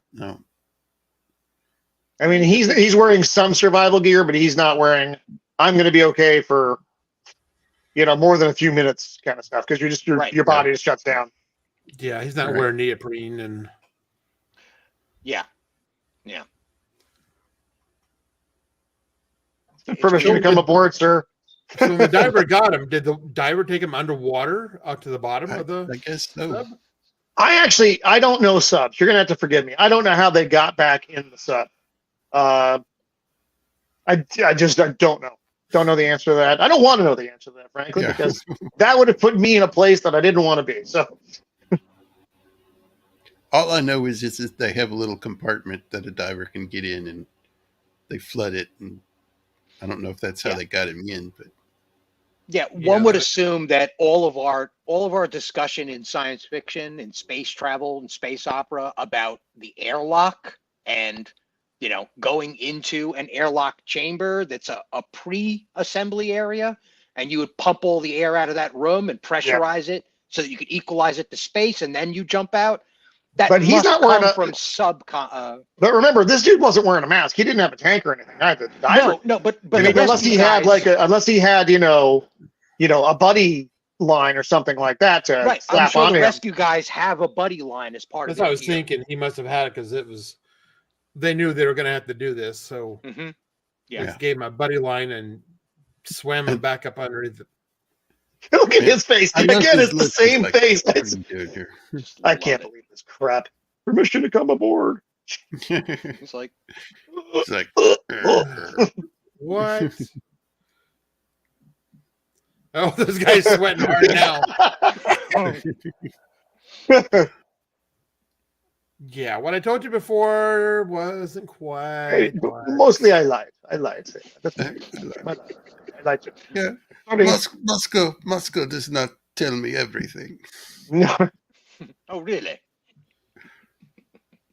No, he's not lost. He's telling me he's got a rogue, sub skipper who's going to bomb America. He's all bent on nuclear destruction. Like, why didn't you mention this earlier? Moscow does not tell me everything. These two. This guy's earning his chateau in Siberia right now. It's like he's earning his keep with this friggin'. This has got to be the hardest day of his whole life, this mission right now. It is. It is. Oh, So now he's like, telling we me. just found him. We had to come pick you up. Now you're telling us he wants to defect. And, here's Yeah. oh yeah. Yeah. Yes, and for all you screenwriters out there, this is the point at the end of Act 2, the beginning of Act 3, where all hope is lost. Yeah. Or sort of, or the beginning of that whole all hope is lost. Like, he finally got on board, but now all the paperwork has changed, the mission has changed, they don't even know if he's needed anymore. Oh my goodness, perfect. Yeah, we're now just gonna kill him. So Yeah, we're just gonna blow him out of the water. Should have sent a memo.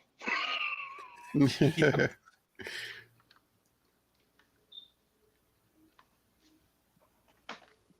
That was just where he says he's doing crazy Ivans.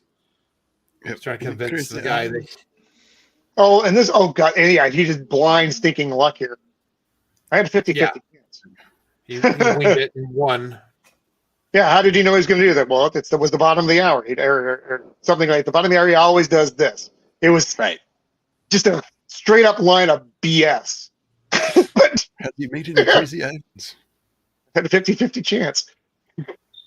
His next one's going to be, he was last one to starboard. His next one's going to be to port. Why? I love how they give themselves away. They reverse and they start counting, which is like a giant dinner bell. We just unzipped our fly. All right, Ryan, we just unzipped our fly. Mr. Thompson, open the outer doors, firing point procedures. Now, if that bastard so much as twitches, I'm going to blow him right to Mars. And I love the little beat they have going in these underwater scenes. I don't know what that is, but with that kind of like dong dong dong dong, like that kind of beat you're talking about, the mechanical sounding. No, the soundtrack. The soundtrack, yeah. Well, it's putting you in the intensity of this moment without overshadowing said moment, because there's dialogue and stuff. It's not a space battle. It's not Star Trek where you can have dun dun dun dun dun dun dun dun bum bum bum bum bum bum. It's that subtle intensity. Mm-hmm. Yeah, I love this. He gives this order and he's just standing there. He's like, "Hello, come on, move." Yeah. And they got him dead rights too. I mean, they got their torpedo doors open. They got him locked. One button, it's over. Yeah. Mm-hmm. I'll be damned. And he levels off, and he's one cool customer. Mm-hmm. I like when they kind of go to Periscope death and they start like sending a little message to each other. Yeah. It's like, hello. Yeah, this was crazy. He's like, Such good one stuff. ping only, please. Yep. He gets that little Santa Claus glint in his eye. One ping only, please. We're about to be free. Yeah, because were they were signaling with Morris? Yeah. Right. Yeah. That way nobody, because they knew if they try to talk to him on any kind of radio, everybody would know. So they had to do it so that only the two of them could talk to each other. Yeah. Tell me one thing. How'd you know he was going to go to starboard? I didn't. I had a 50-50 chance and I needed a break. Sorry. That's just great. Wow. I like when he does the first ping, and then Scott Glenn was like, "Oh my!" What he says, "I'll be damned." He is going to defect. Yeah. He's like, now what? Yeah. I hadn't put any thought into what to do next. Now what do we do? Yeah.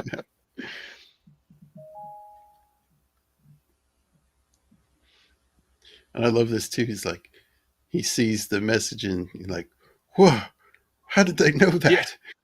Yeah. Whoa. Yeah, I guess. Like, I'll have to get a pedicure. One ping only, please. One ping.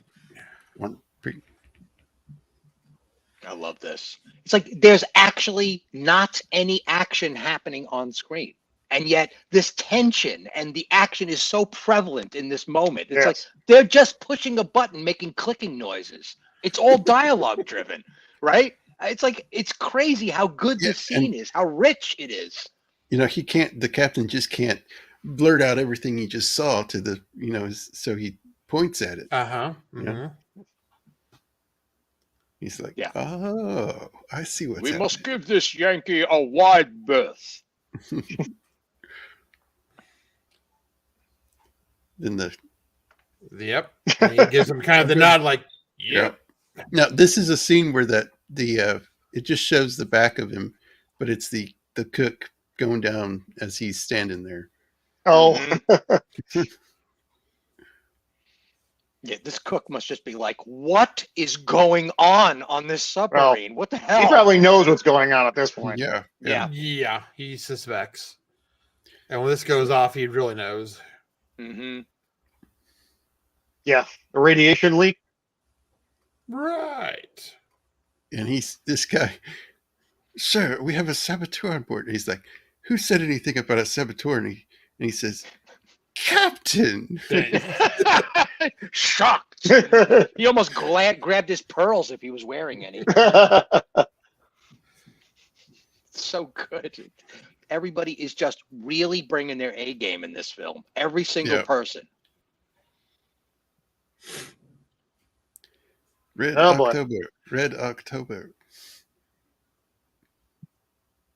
He's like, I will surface beneath you and scuttle the ship. You'll receive the Star of Lenin for this. Yeah. So good. Oh, my boy, if you only knew.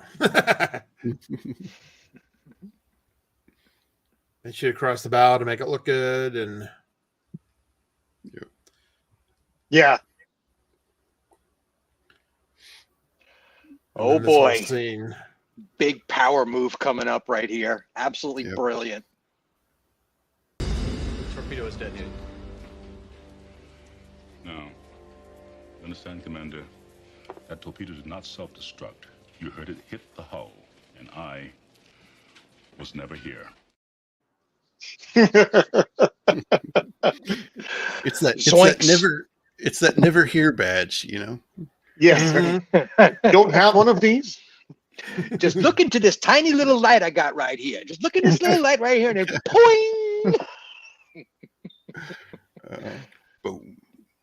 James Earl Jones. He just walks in the room, and everybody's just like, "Oh, I didn't know he was in charge." No. Clearly, he's the man in charge. Look at it. That looks like a fake beard right there. Yeah, I think it is a fake beard. I'm pretty sure it is a fake beard. Yeah. I also don't know why they had to give him a beard at all. I know. It wasn't required. He's not a Viking. He's an engineer. Was he the principal in Ferris Bueller's Day Off? Yeah, that's that dude. Yeah, right. Yep. Okay. Yeah, Jeffrey he also Jones. played the supervillain in Howard the Duck as well. Oh, Lord. Oh, God. Just to show his range, Yeah. Oh, How's and the then they got coffee, Ryan? the little escape or the rescue side. Yeah. Yep. Yeah, I like he hands him a gun. He's like, "Are you willing to bet your life on that?" Yeah. Yeah. Best way to keep peace is a show of force. Yeah. Well, and Scott Glenn actually changed uniforms to go over to the Russian ship. I noticed that. He put on his khakis and then put on his combination cover. Just it's fascinating. His combination cover. Boy, is that a military term. Good grief. I like this guy. Ah, Americans, come on. Come. Come aboard. We have vodka. We have cigars. He asked him for a cigarette. He's trying to blend in. Yeah. Yep. We have Cuban cigars. It's great. Yeah, he's turning green. He's turning green.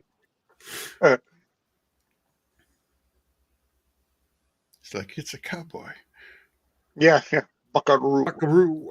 Apparently, I think she's some kind of guy who speaks Russian. Yes, the only time they go back to Russian is for this scene. Yeah. I do. It's like, hey, Captain, I present to you. They does the formal declaration of wanting amnesty, and he's like, we made it. We made it. Oh, well, oh yeah. Only 2 weeks left to my naval career, and I can retire. Oh, close. Come on, then there's like, I like this. This guy's, the Americans are shooting at us again. Yes, they shoot with their own people on board. Yeah. Then Jones IDs it as a Russian torpedo. Yeah. He hears it without any headphones or anything. It's a Russian. What? Oh no. Yeah. It's Skaza. Beaumont. Yeah, it's the Baron. Oh no. That's right. It's the Baron Harkonnen.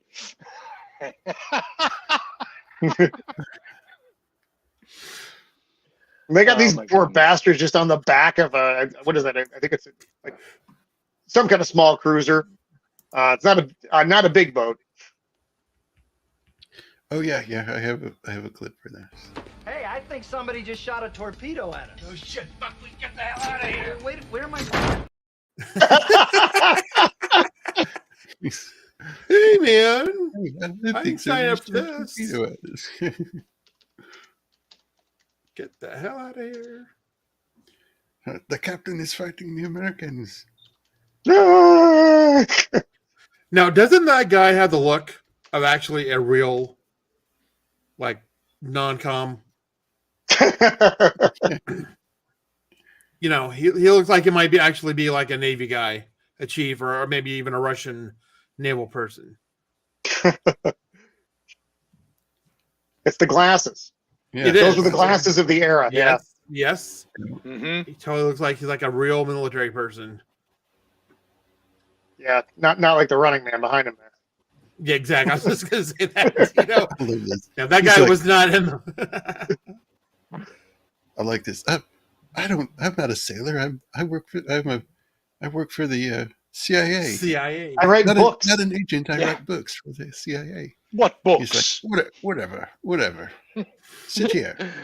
He's like, I wrote this book, and he said, "Oh, that book is awful. What is all?" Yeah, I know this book. Theories on Halsey were all wrong. So Ouch. awesome. Yeah, he's just like sitting there, you know, just getting burned. Oh, so at this point, good Lord, my brain has stopped functioning. Sean Connery is telling him to go to a certain heading, and Scott Glenn is telling him, "Don't do it, don't do it." And he's looking back and forth between mom and dad, and then he just finally does it. And while this is going on, Sean Connery is asking him the question after he changes the heading. He's like, "What book?" It was a biography of Admiral Halsey called "The Fighting Sailor." I've read that book. It was terrible. Your conclusions were all wrong. He was a moron. It was terrible. Wait. My conclusions were all wrong. It was my conclusions that even got this meeting set up on your bridge, sir. I don't know. Okay. But the back and forth during the scene was hilarious. Jack can be right once in a while. That's right. Yeah, Twice a day, apparently. Yeah. Under stress, you know, he starts writing a book, then gets all, you know, winded and stupid. I love this too. He's like, they're turning into it, and he's like, oh no. And then everybody's freaking out because the rules of our engagement, we're not at war with the Russians. We're basically trying to steal their ship. You know, we can't shoot them because they're actually shooting their own people, but they don't know our people are on board. Right. You know, it's just they kind can't of know weird. that it's the dynamic is tough. It's like, what happened? What just happened? The close the gap. The torpedo didn't get armed in time. Yeah, that's Scott Glenn pays him a compliment. He's like, that's combat tactics. The hairdo, the hair, Yep. you know. It's a perfect. blade of hair. It is. It's a You blade. could kill a man with this hair. Well, if it's my understanding, if I remember correctly, Sean had that wig made privately himself because he wanted it to look right. And it does. It does. Yeah. Q It made should have this got wig award for itself. me. That's right. Q I made this never wig mess for around me. with I wigs, can kill Bond. people. I can shoot needles at people with this hair.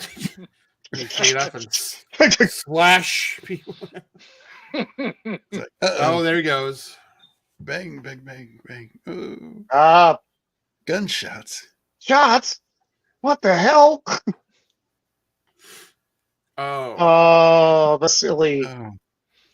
I would have liked seen Montana. Had he not gone and given the Montana speech, he would have been here. But no, he had to share. And this guy in the background. That's why I don't tell people things. I just keep my mouth shut. And he's like the little wimp. He's the wimpy dude of the group, you know. Yeah. Yeah. The inevitable survivor. It's the cook. Ooh. And you know, first time seeing this, you think, well, Sean Connery's just going to go kick this guy's butt, you know. He doesn't even get a shot off. But no, it's a Jack Ryan movie, so he gets to. Yeah. Right. I think he took a shot too. Didn't he? Didn't he get shot in the shoulder? Yeah, he got. He got a shot. He's down. Be careful what you shoot at. Huh? Most things in here don't react too well to bullets. Uh-oh. Then he goes around the corner and you see all the different silo tubes. Yeah, the silos. Yeah.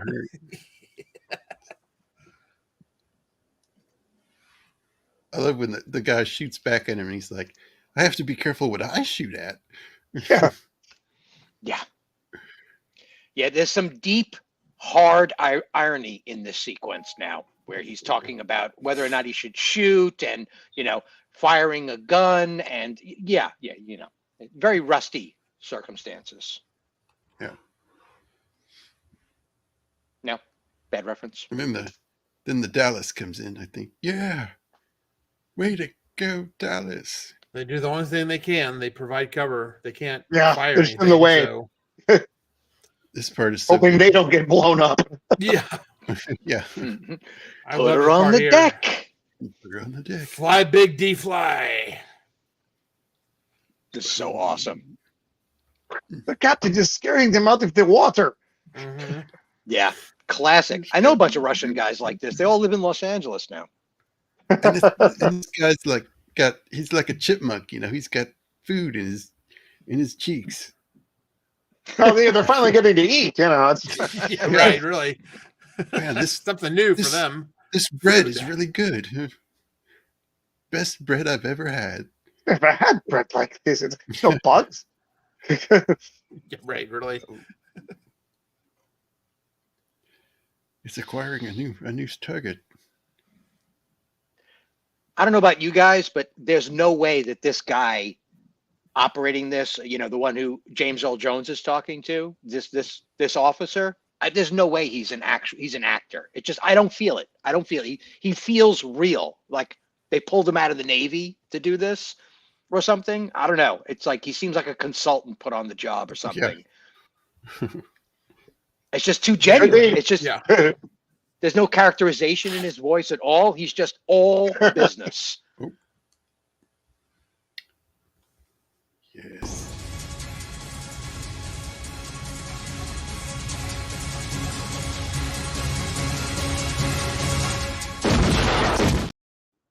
Ooh, right in the face.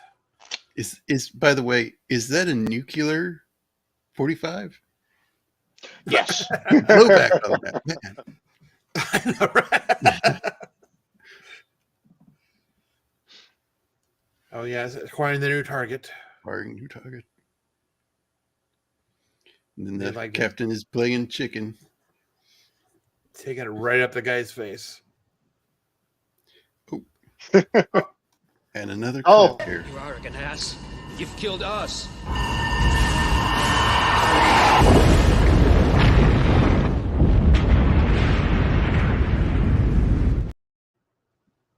because he took the safety device off of the arming mechanism, so they were all hot going out of the tube. So they didn't have to arm themselves. And I feel sorry for the entire crew of that ship that got killed over all this stupid shit. Yeah. Yeah. It's like, oh. The scene is so funny. So I must ask another favor. Oh, he's got his hat in his hand too. Dude, his hat in his hand. We have had that detail alone. He's just working the edge of the brim. He's just like, wow. Andre, wow. you lose another sub. And I love it too. He's like, I'm not gonna having trouble bringing this up, and he's like, go ahead. Yeah, we've lost contact with a submarine. Andre, you've lost another submarine.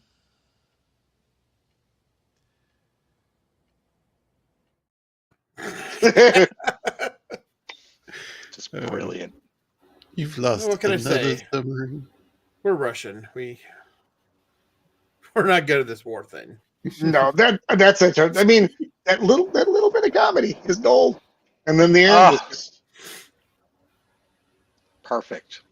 Giving the Columbus speech. Yeah. Welcome to the New World, sir. I used to go fishing over there on that island.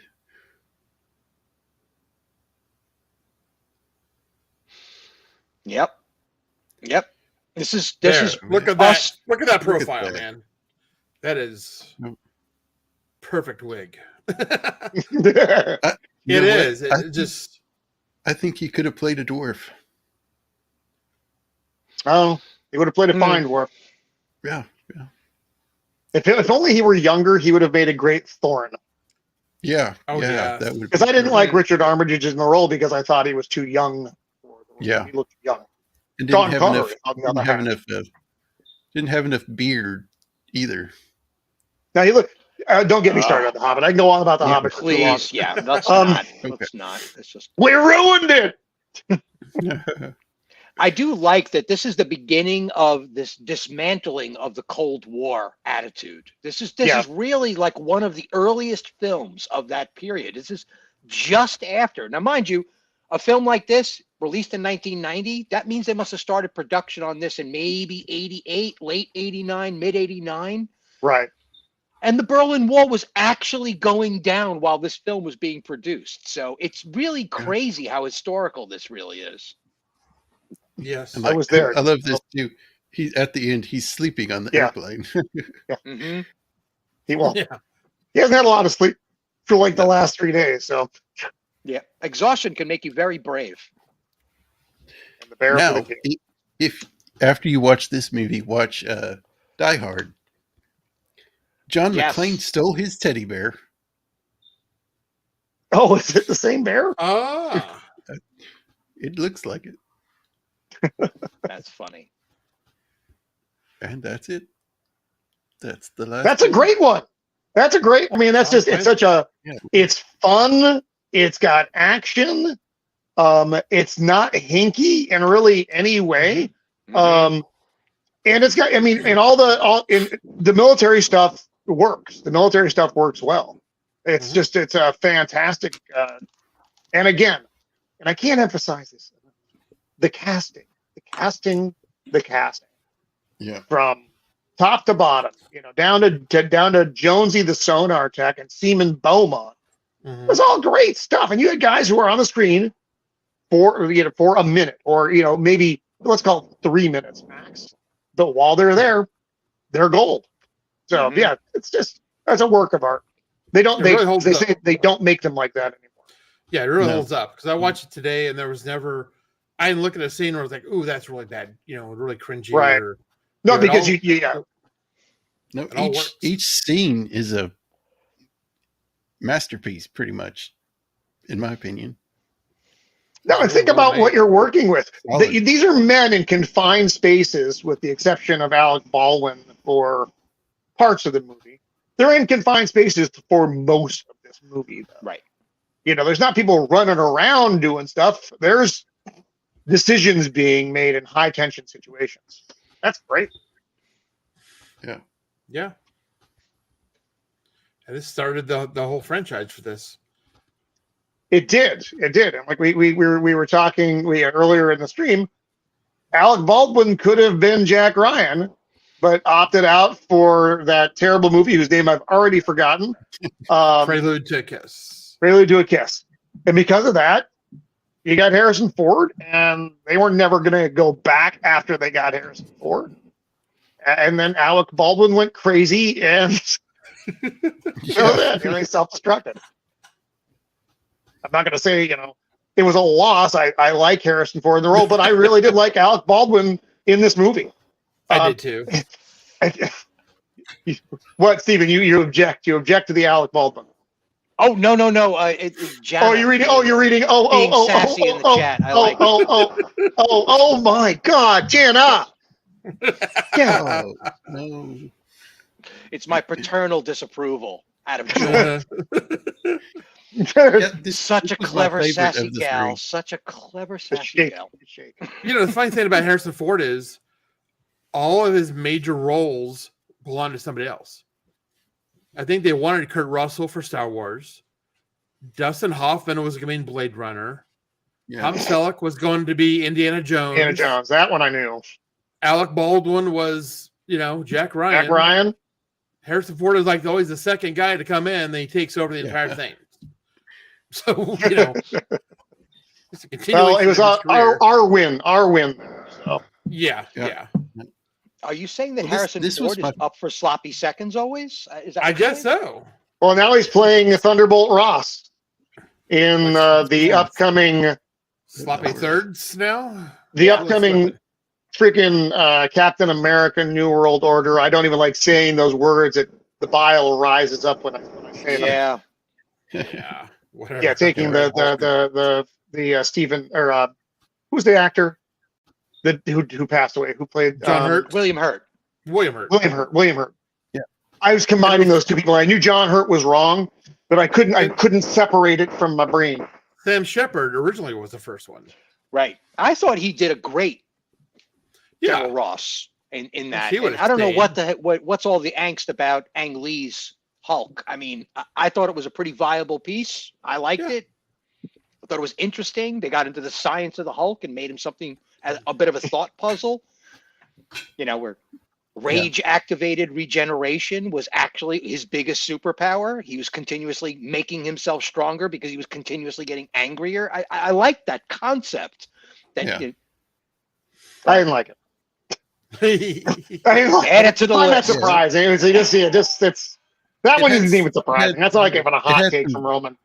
Good concepts in it, but it just hokey. Oh, really, Melvin? See, because I knew he took that other movie, and that was. I mean, it may have been interconnected. That's entirely possible. But if you can get Harrison Ford to do the part, at this point you shouldn't because he's like 9,000 years old. But Sam Elliott. I'm sorry. Yeah, that's it. Yeah. It's Thunderbolt. General Ross. Yeah. They'll fix it in post. We're doomed. So this is, sadly, the Jack Ryan franchise only lasted 4 movies though. And no, I'm not including the one with Ben Affleck. Nor am I including the one with Chris Pine.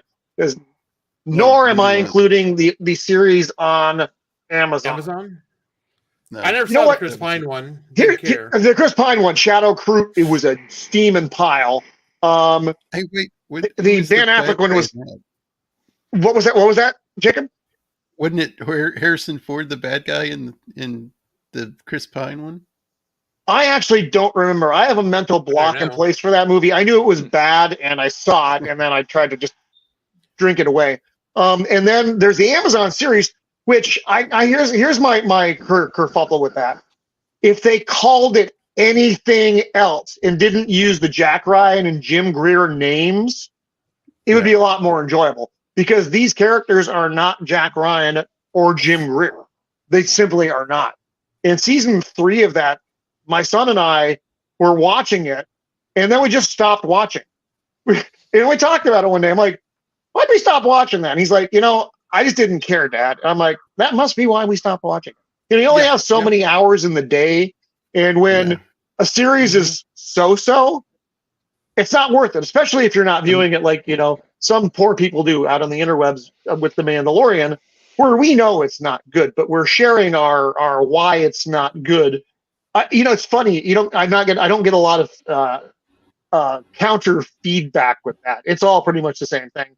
Whereas The Last of Us, I got some counter feedback from some people. Some of it was good, some of it was absurd, but that's neither here nor there.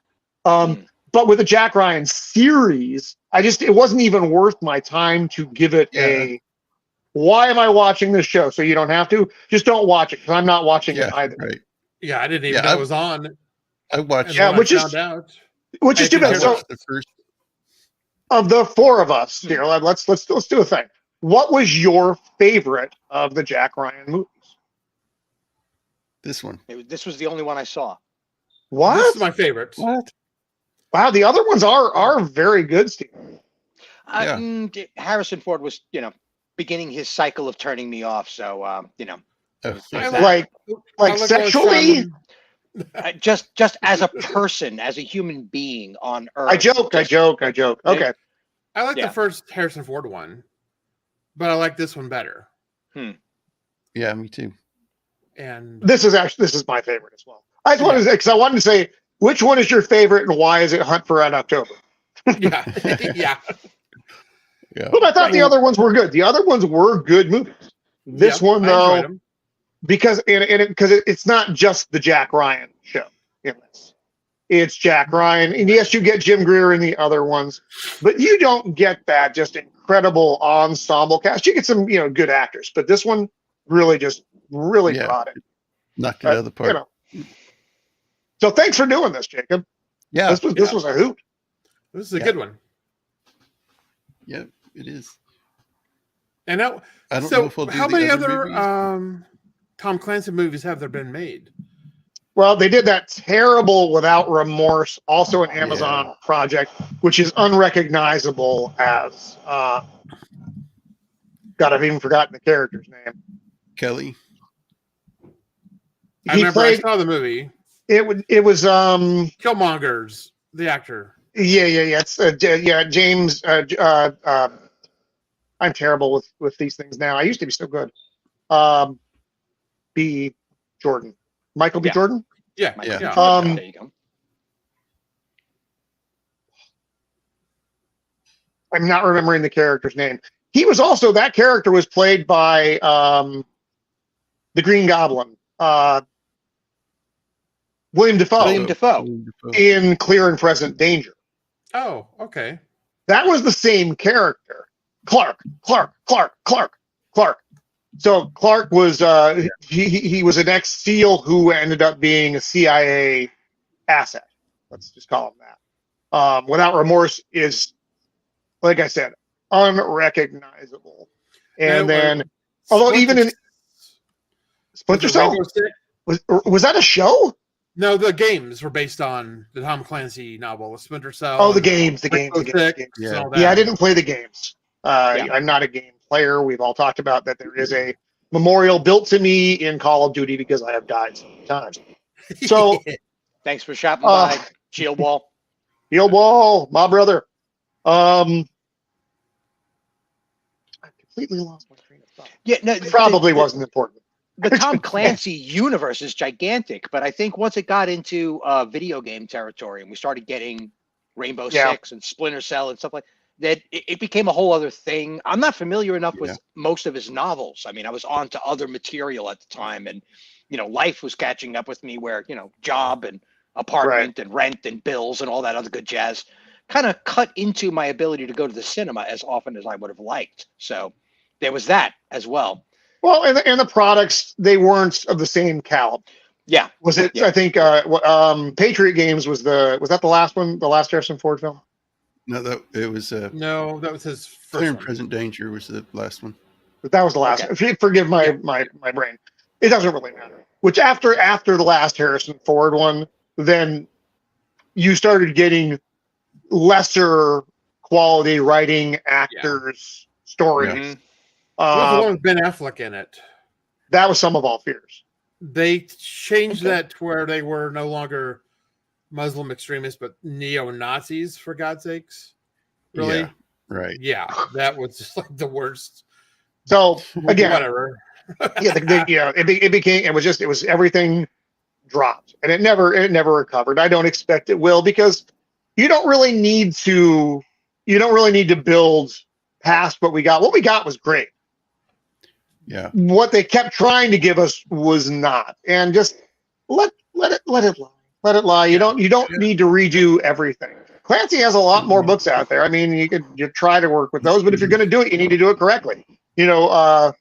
What's you named him earlier, Jacob, James Carr, the Terminal List dude. I mean, he's putting out good stuff, and that Jack Carr. I'm sorry, thank you.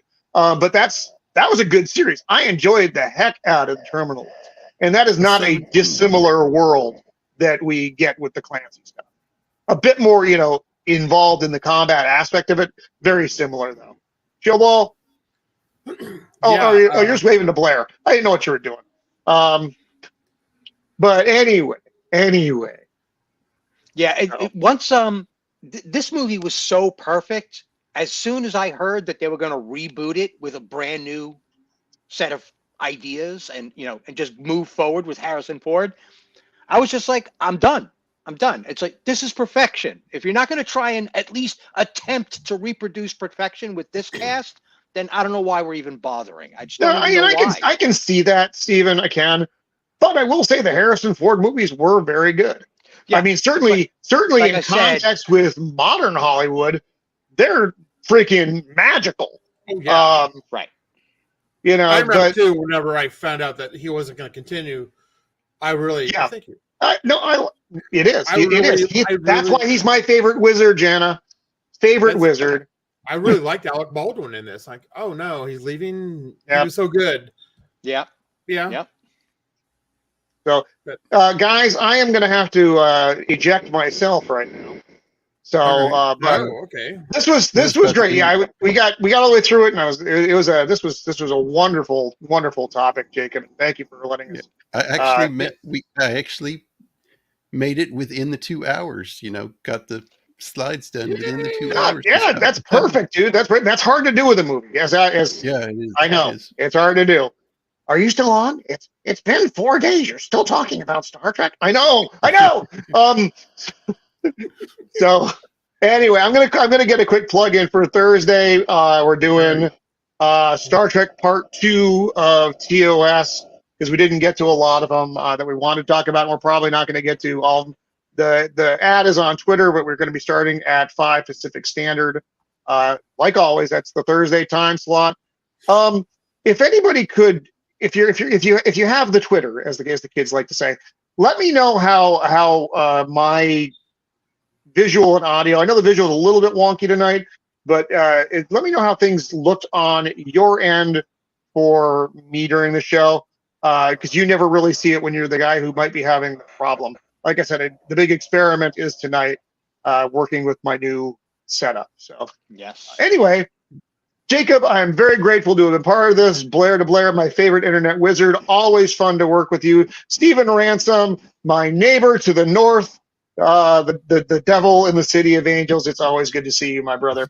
So I will see you guys all shortly, because we always bump into each other on the interwebs at some point.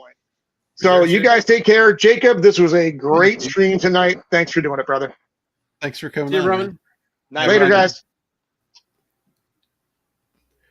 And then there were 3.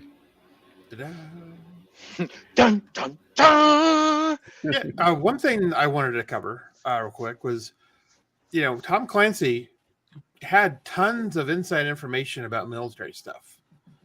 It seems like, like the rank and file just loved him. So it seemed like, wherever he would go, he would meet like former sailors or former airmen and Army people, and they would just, tell him things about how things worked on ship, in subs, and probably some things they probably weren't supposed to tell him. So he seemed to have like a lot of know-how of military stuff. And like every time you saw a picture of him, he had a different cap on from a different ship or a different military unit. He must have had like everything, because because he had so many fans. So, that's why a lot of his writing in some of the earlier movies, really, for military people, really resonate true, And I'm sure there was probably some times he was privy to things he probably shouldn't have been, but, that just happened. But, it made his writing, I don't know how many novels he had. He was like all over the place in the 80s and 90s, Yeah, the more I find out about this guy, and anybody who's curious, there are dozens of YouTube videos of speeches that Tom Clancy gives at CIA meetings, intelligence headquarters, military operations. He's a brilliant speech maker, and if you're a writer, an excellent character to dissect on screen, because you can see that this guy knows so much more than he's telling you, and he's coming from such authority of his own knowledge that it's a really unique quality that he covers in his speechifying, I guess you could call it. But at the same time, the more I find out about him, I'm just like, was he an accidental mole from the CIA going into the military to make sure nobody was talking too much? Because everybody loved to talk to Tom. Yeah. And he must have been like, oh, you said what? Oh, yes. Exactly. Well noted. Thank you very much. Now I can get funding for my next book, and so on. But yeah, it's a murky, murky world that he's writing about. And you can just hear it in the tone of his voice in writing that he knows what he's talking about. Yeah. Yeah. He knows people. Yeah. I'm sure he had officers and, telling them not like the inside dirt of top secret stuff, but just the day to day of when you're on a ship, here's how it works. Yeah. When you're part of a battle group, here's how things work. If you're on a sub, so that he had a lot of that background knowledge. If this happens, this will happen. And right. Things don't just happen. They come down from a political aspect, or an incident happens and you're responding to the incident as best as you can, whatever, however. Yeah. It's something that they're just abusing nowadays. That kind of knowledge where you could show a technically understanding audience that this knowledge is real, so that if the audience steps away from the movie and is like, I wonder if that's really real, and they do the research and find out it is, the level of legitimacy that adds to the property, it just can't be purchased. It can't be done in post. It's very real and visceral. It's like you could see that this is legit. So you take the whole story seriously. You don't have to swallow as much. Yeah, exactly. It makes it very realistic. Unlike today, where a lot of the Disney Star Wars stuff, I know a lot of people talk about how there's literally they hate the military, and everything about their military organizations is just an absolute total joke. Nobody ever thought to have an actual guard doing anything, or lock anything up, or hide the keys to the TIE fighter, or it's God. The rebels just waltz in and just own everything. Where in reality, you at least have one person at least try to shoot back at them or something. It's just it's pathetic. This movie, there's nothing in this movie that took me out of the movie, out of the story. Yeah, exactly. It grabs you and it holds you all the way through. Mm-hmm. Yeah, I think the closest thing we got to getting taken out of the movie was that ridiculous ginger beard that the engineer was wearing. Yeah, that was as close as I came to. It's like, there's no way he trimmed it that cleanly. You can't trim it that cleanly up against the edge of your face. It just can't happen. It just can't happen. It's not a beard. So that was as close as I got, but everything else was just so. He was using a high-tech razor, though. A top secret razor. It was a laser. It was a laser. Special laser razor. Laser razor. A laser razor. Dun, dun, dun, dun. That's what that thing in the background that was making the weird shapes were. That was, Yes, it was the laser razor. You stick your face by Gillette and the U.S. military.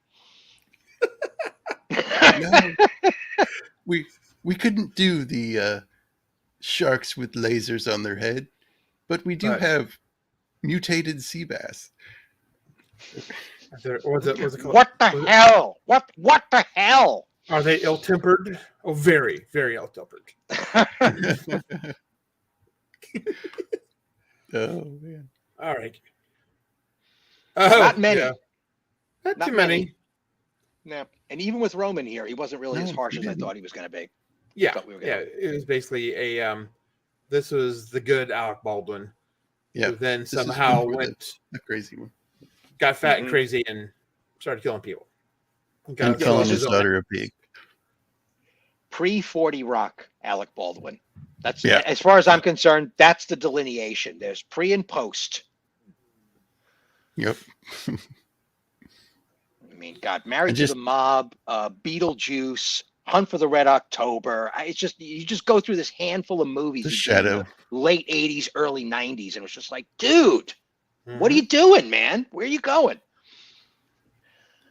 Yeah, The Shadow. That movie's coming up. That's on my list Shadow? to do. The Shadow. Oh, that's a great movie. It's so much fun. It just takes itself really seriously, even though it's camp as hell. It's so 67, but it's just so legitimate. It just takes itself really seriously, man. Yeah, those two superheroes are different.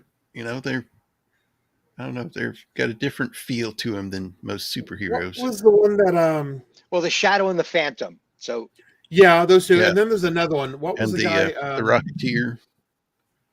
Well, there's that, but then there's also Darkman. That's it. Yeah, Liam Neeson. Yep, that was in the same vein. Mm-hmm. You know. Yeah. Yeah, there's that early. The 90s was really cool. They had all those. Those period, you know, the set in the 20s period is 20s and 30s period is. I like that time period for some reason. Yeah. Mm-hmm. And late 1800s, the African hunters and stuff, you know, big game hunters. You know, when I first saw that they were going to try to modernize The Men from U.N.C.L.E., and I saw that they were going to do it as a period piece, I was like, that's the only way to go. There's no reason to modernize it. You want to modernize it? Do it cinematically. You don't have to do it technically within the storyline. All of the stories were written in the 60s. Why would you put this extra weight on your shoulders? Yeah. You know, to have to alter all of the motivations of every single character, all the backstories of every single character. The only scene that I didn't care for in that was the chase scene with the dune buggies. Yeah, it got a little it got a little ahead of itself. It tried to become, you know, some silly Mission Impossible Fast and the Furious thing, but but it was good. It had some really good parts in it. Mm-hmm. I mean, it hadn't really achieved its own goals, but you could see that there was a lot of potential. Like if these guys could just do one more movie, then we got a franchise, kids. I think we really do. We got a franchise coming, but didn't happen. You know, Armie Hammer had to go and play the Lone Ranger, and then he had to eat somebody's toes, and then, you know, Henry Cavill had to go and grow a mustache. You know, and that was it. It was over. Oh God, yeah. Man, and Henry Cavill, watching that movie, he could definitely do Bond. Ugh, right? Just killing it in that jacket. Jeez, that white jacket with the blade, just, man. Yep. And that scene what where a he's waste shooting at the other guy with the silencer at night, you know, that there's like a shot of him pointing the silencer at the gun with the silencer, and it's just looks like Bond. Mm-hmm. I hope Warhammer 40K really works for him. Yeah, me too. I hope he just curb stomps them all, because he's just been screwed over so many times. Did you guys both read the book? I didn't read the. I haven't read any of his books. It's actually really good, but it like the film, it's very technical. Yeah, I'm reading Tom Clancy in chronological order, Oh, okay. So, but I've got that one. I've got it. It's actually a naval print of Hunt for Red October. Oh, really? Like an Yeah. onboard? Like it was made for the PX? Cool. Something. Yeah, it's pretty cool. That's great.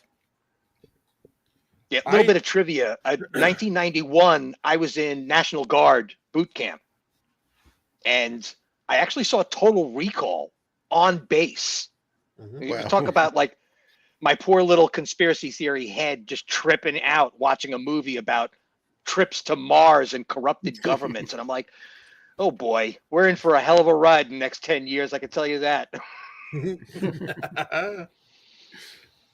Yeah, somebody will say, "Get to Mars," and we'll get on a Tesla rocket and go to Mars. Right? God, those Tesla rockets, every day they look more and more and more like some 1925 German science fiction movie. I mean, I'm not even joking. It's like, what, did somebody time travel one of these guys either backwards or forwards? I can't tell. It's like our future looks more like our past recollections of science fiction than our current ones. Yes. Yeah. Isn't that wild? How that it is. Kind of it's totally out. Wild. Yeah, the Twilight Zone episodes with the rocket ship, it lands the exact same way. Yeah. And I can't tell because I'm more of a designer than an engineer, but it seems to me that it wouldn't be beyond Elon Musk's aesthetic to try to shoot for that so that the popular imagination is inflamed. Like, oh, I can see that's a spaceship.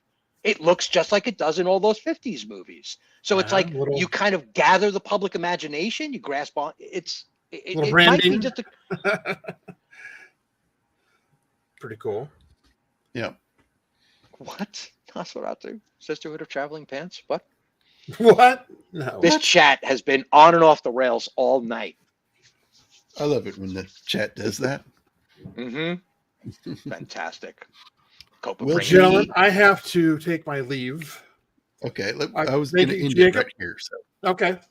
I was going to say thank you, Jacob, for inviting me. This has been man. a great stream.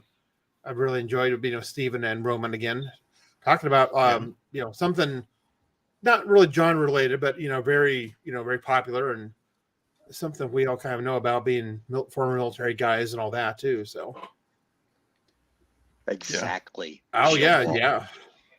Totally looks like it. Absolutely fantastic. All right, you clever wizard. Go comb your beard. Good night. Good night, chat. I'll see you guys Good night, man. Thursday. All right. I'll be in the chat.